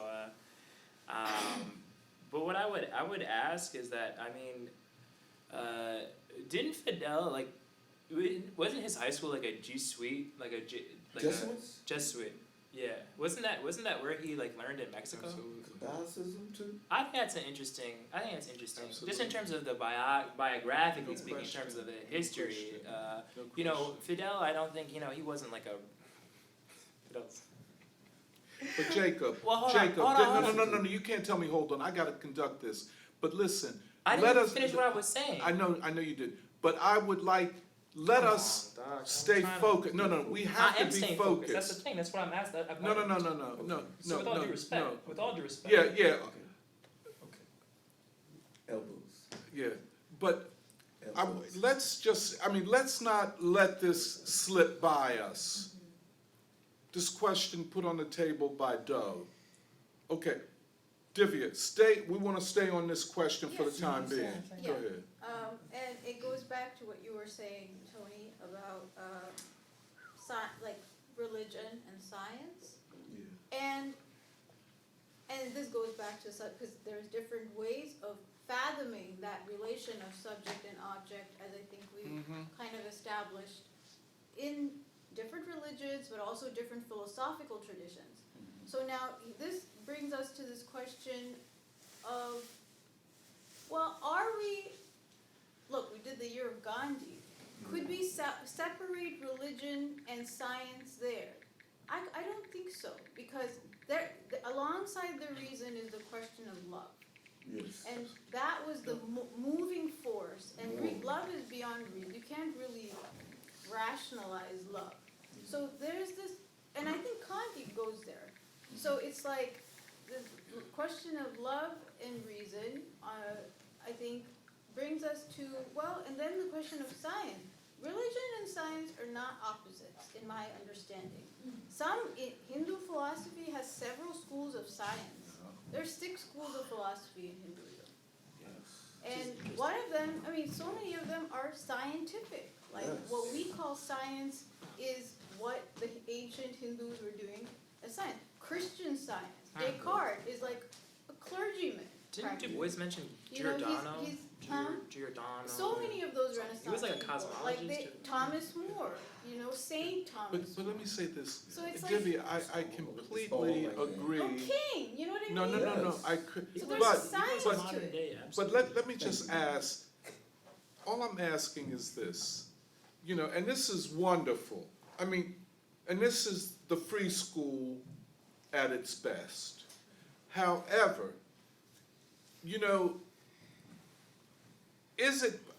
there are multiple critiques of dialectical logic, of Hegel and all of it, and they're worthy of consideration.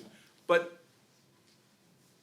is it possible for us to work through this without having to do everything? No, that's not what I'm suggesting. No. But see, I understand the religious, and it's, But then Look, there's a religious but- piece in Hegel. but we're talking about the logic now, Yeah, the no, science that of makes life. sense, but See, I was just pointing look, that out. you will not get an argument against religion from My me. question. No, it's not. No, I'm just saying, because if you would have asked I was me, questioning the separation of religion and science. From Yeah. science. well, okay, I was and that's a interested. question. But I asked- But hold it, I it's asked a not a question for right now. I also. We have to, hold, wait. But it's like, why? But it was always for me like, why? Hegel focused on Hegel, but then there's, we have options and possibilities. Absolutely. That was what I had said in No, January. you're absolutely right.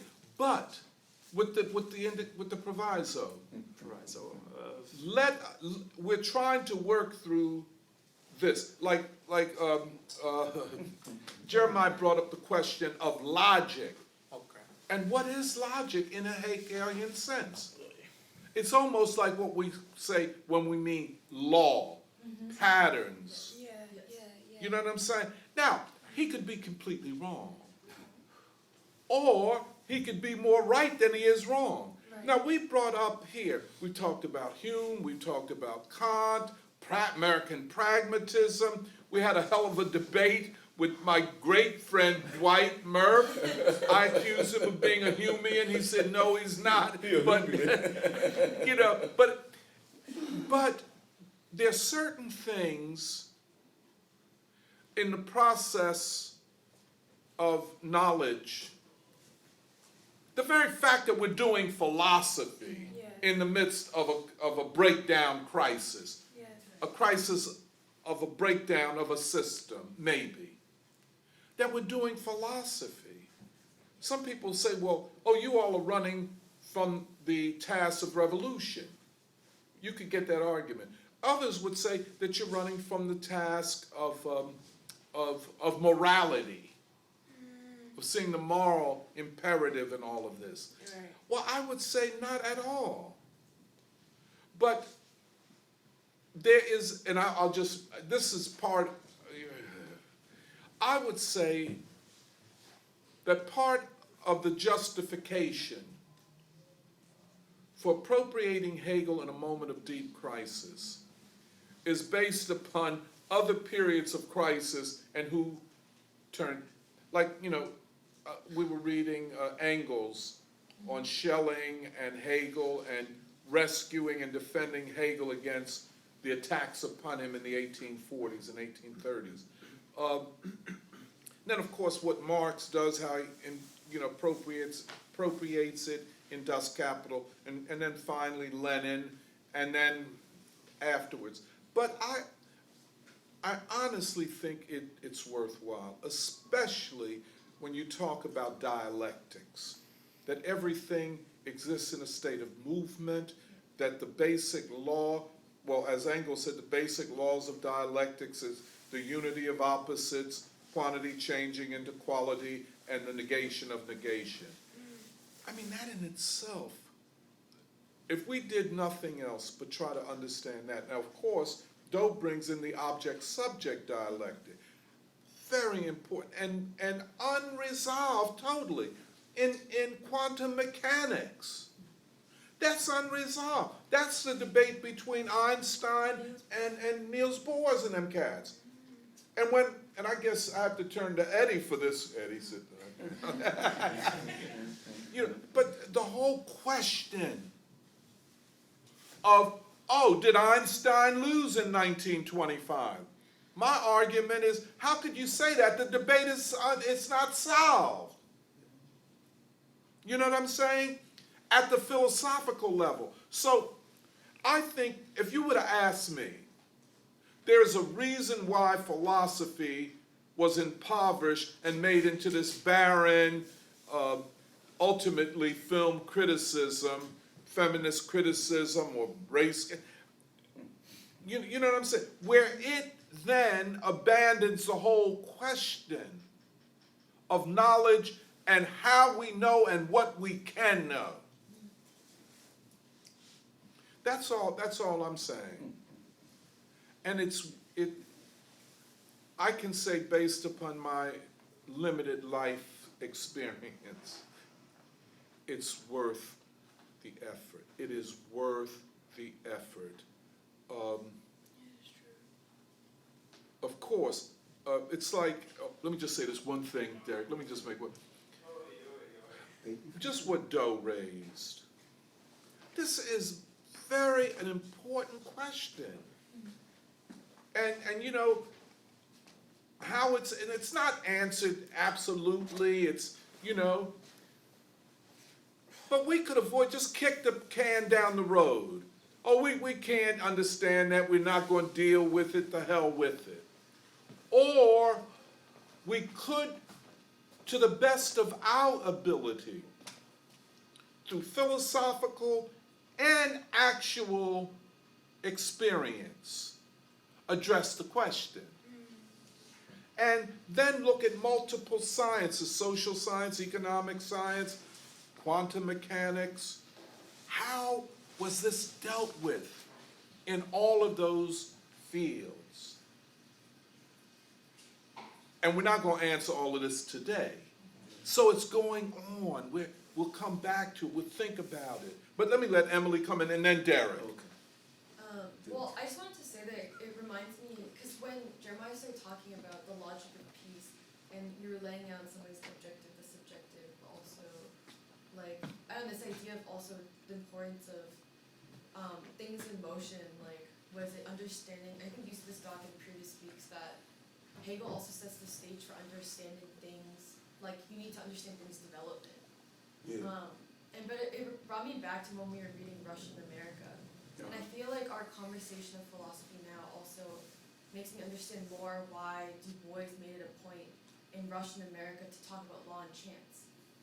Like in his analysis of the crisis between Russia and America, like he's writing about, but he's also talking about the future of humanity and how he's setting the, I don't know whether the word's ideological or philosophical, but in order to even understand what's happening and also understand humanity's future, like Du Bois makes it a point to explain what he means. Like he says law and chance, but I feel like what he's actually, it's almost like a furthering of what we're talking about. Well, it's object-subject question. Another iteration of object-subject dialectics. Oh, go ahead, Derek, I'm sorry. So I'm not changing the course, but in the Islamic world, and I'm going from the embryo, and then I'm use Hegel over here. And then in the Islamic world, and it's evolving and changes and different renaissances that been in the Islamic world. That some of them reverberated into what is now Russia.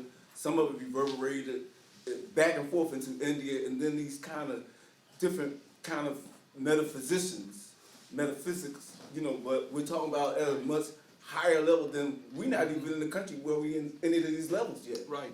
And so this is going on, especially in the Islamic world, when it came to like And that's science. what Divya is into, Well, metaphysical. I love word. Yeah, right, I'm sorry, I didn't mean, forgive me.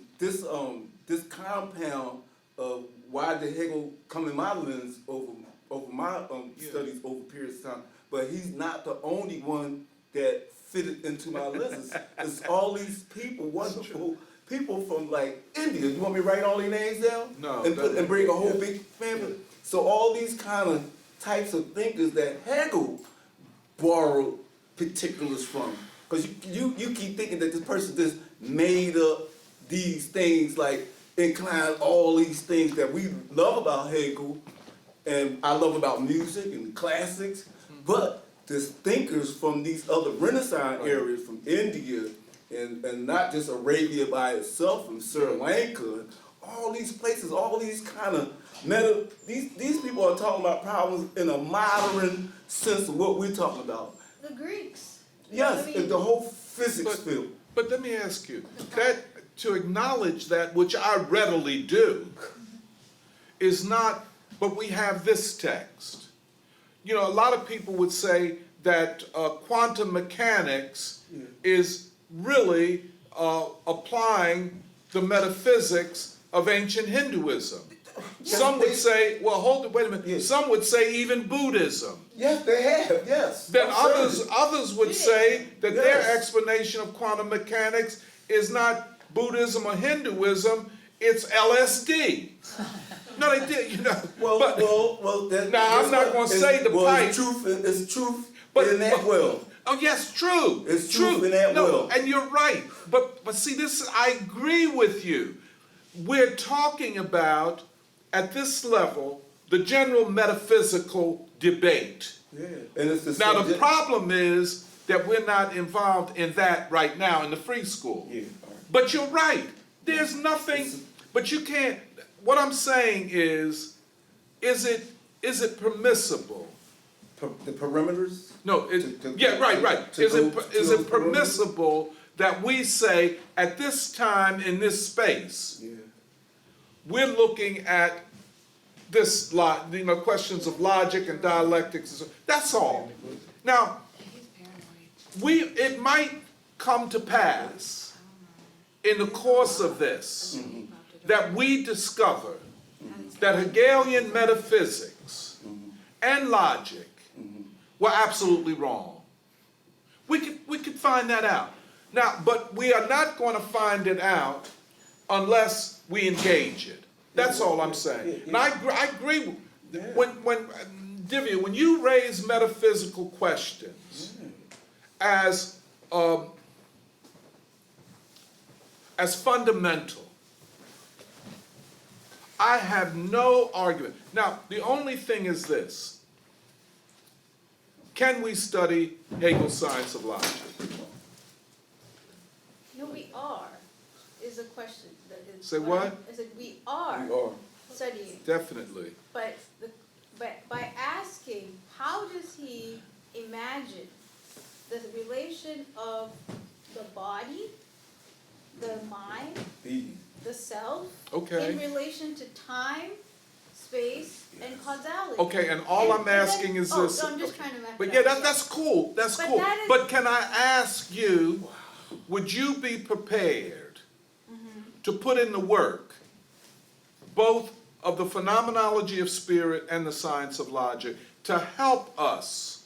I mean, phenomenology of spirit, for example. All I'm saying, Which now- I've worked on a bit, but yeah. And all I'm saying is, let all of us put our shoulders to the wheel. Yeah. Okay. You know what I'm saying? Yeah. And you know, like I'm telling you, believe me, I am a beneficiary of this project that and I feel very, very unprepared to lead it. But like Baldwin said, in the long meantime, I'll do it. You can't cut off somebody's shoulder if they're trying to help you. Say what?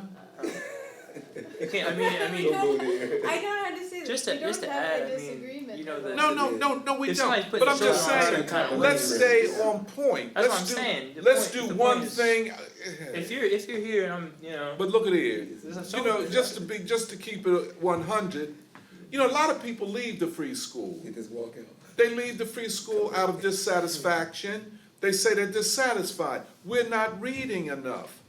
We're not reading black books enough. No, I don't think that's not. No, well, I'm telling you what people say. Okay. A lot of other people, people leave a project. Everybody is not, we're all, I don't think anyone's saying that though. Okay. you know, Without disrespect. how do you put it? Everything ain't for everybody. This is okay. Some people, we did a conference on China. Everybody didn't agree with a conference on China. We did a year of Gandhi. There were people who disagreed with that. You know what I'm saying? There are a lot of things that the free school has done that people disagreed. There were people, when I announced I voted for Trump, they left the free school. I can't be involved in it. You understand what? I hate to go back to that, but y'all know where I'm coming from. That was the great You surrender have for to me. announce it though. Huh? I should have. A lot of people say that I was not tactical in announcing it all of us had voted because it for brought a Trump. lot of heat down on the free school. But okay. And I didn't. But go ahead, Serafina. I'm sorry, Mike. No, at least with Hegel, in our study of Hegel, I can't tripping on my words today, but it opens up issues, I guess, that we've gone over before, but there's for me, a deeper level of understanding of why these issues are the way they are, say in philosophy or in the sciences, or in activists, or I think studying Hegel, and in studying Hegel, it's like a deeper relationship with what the free school is and what it is doing. political education or to be able to understand what you're saying, the comprehensive complexities in things. He said this too. And these things about the object-subject dialectic. Or every time that you're talking about Einstein and Niels Bohr, like there are the developments in art and those transitionary periods that also have to do with these things about philosophy. And that's period. Because there are developments in thought due to the historical context and things like But is that. that the only But- development in thought? No, but what I'm saying is that what I'm because we're saying. studying Hegel, It's a method, a way of thinking. the logic of peace and Yeah. what you're talking I about. mean, in the very fact So there's more than one that method, you're Jeremiah framed it that way is It- go ahead, I'm sorry. like that is something we've discussed before. There's more But than I one think method, that though. we're being able to understand that, well, for instance, this thing about a process, the process of Right. development, Right. in particular in this case, either that be a revolutionary situation or like a qualitative change in society. That's, yeah, and Um, this is so and the other thing, whether Hegel's absolutely right or not, Is that for he, young people to Yeah. read this, yes.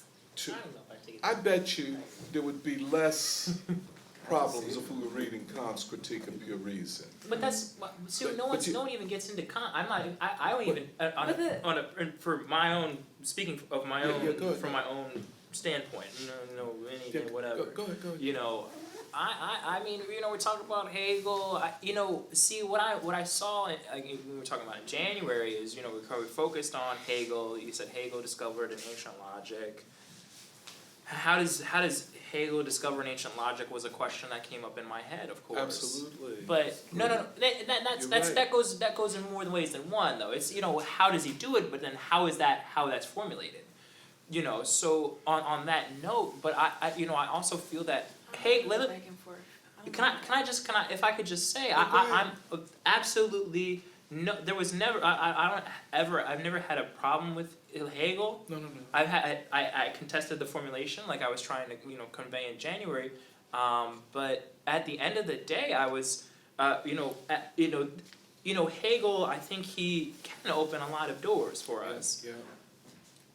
but so could Baldwin, and so could. Absolutely. And so could Malcolm, Absolutely. and so could King. So that's where my confusion was kind of coming in from. So I was like, well, where is this coming from, basically? No, but you That's what I said, that's started literally out what I with said. Kant. You were going to say something. No, I about wasn't. Kant. I said Oh, I don't know anything. I said I don't know anything about Kant. See, a lot of people, but for example. I was asserting that Kant is a far less controversial figure in today's philosophical, ideological I'm sorry, I don't mean environment disrespectful. than Hegel is. There's a reason why, and I think this is something we discussed in the beginning, that Hegel is seen as this, Divya, how do you say dark bad in Latin? Huh? How do you say dark bad in Latin? Dark bat? In Latin, Dark bad? it's the thing, dark bad. Vermissimo. No, oh God, Latin. I forget. But Like a black sheep kind of thing? yeah, He's a rebel. right. He was See, a rebel. Hegel is seen as the dangerous outsider He's a rebel. in Western philosophy. West And, yeah, they argue, and he's the European. great enemy of Western liberalism, of Anglo-American liberalism. Probably, Isn't Hegel in Europe though? That's what I'm no, Wasn't Hegel more European? That's what I'm saying. Yeah, that's why I know what he's saying. But Sorry. thinking in context of you say he's the outlaw Western. there's a philosopher, then it's reason, hold on 1 minute, Jake. There's a reason for this. It's argued that that Hegel leads to Marx, and Marx leads to Lenin and the October Revolution, and Lenin leads to Stalin, and all of that leads to totalitarianism and all of these negative things. and the end of its civilization and all of that. They attribute all of these dark things to Hegel, not to Kant. And Kant is not a throwaway either. A lot of people would say, well, they're all Western white thinkers. They're all imperialists. They're all colonialists. Maybe they weren't. But that's an assumption. But the thing is, especially for young people, you need to read, whether you agree or not, great works. I don't care whether it's Science of Logic or War and Peace or Black Reconstruction. And one of the things about the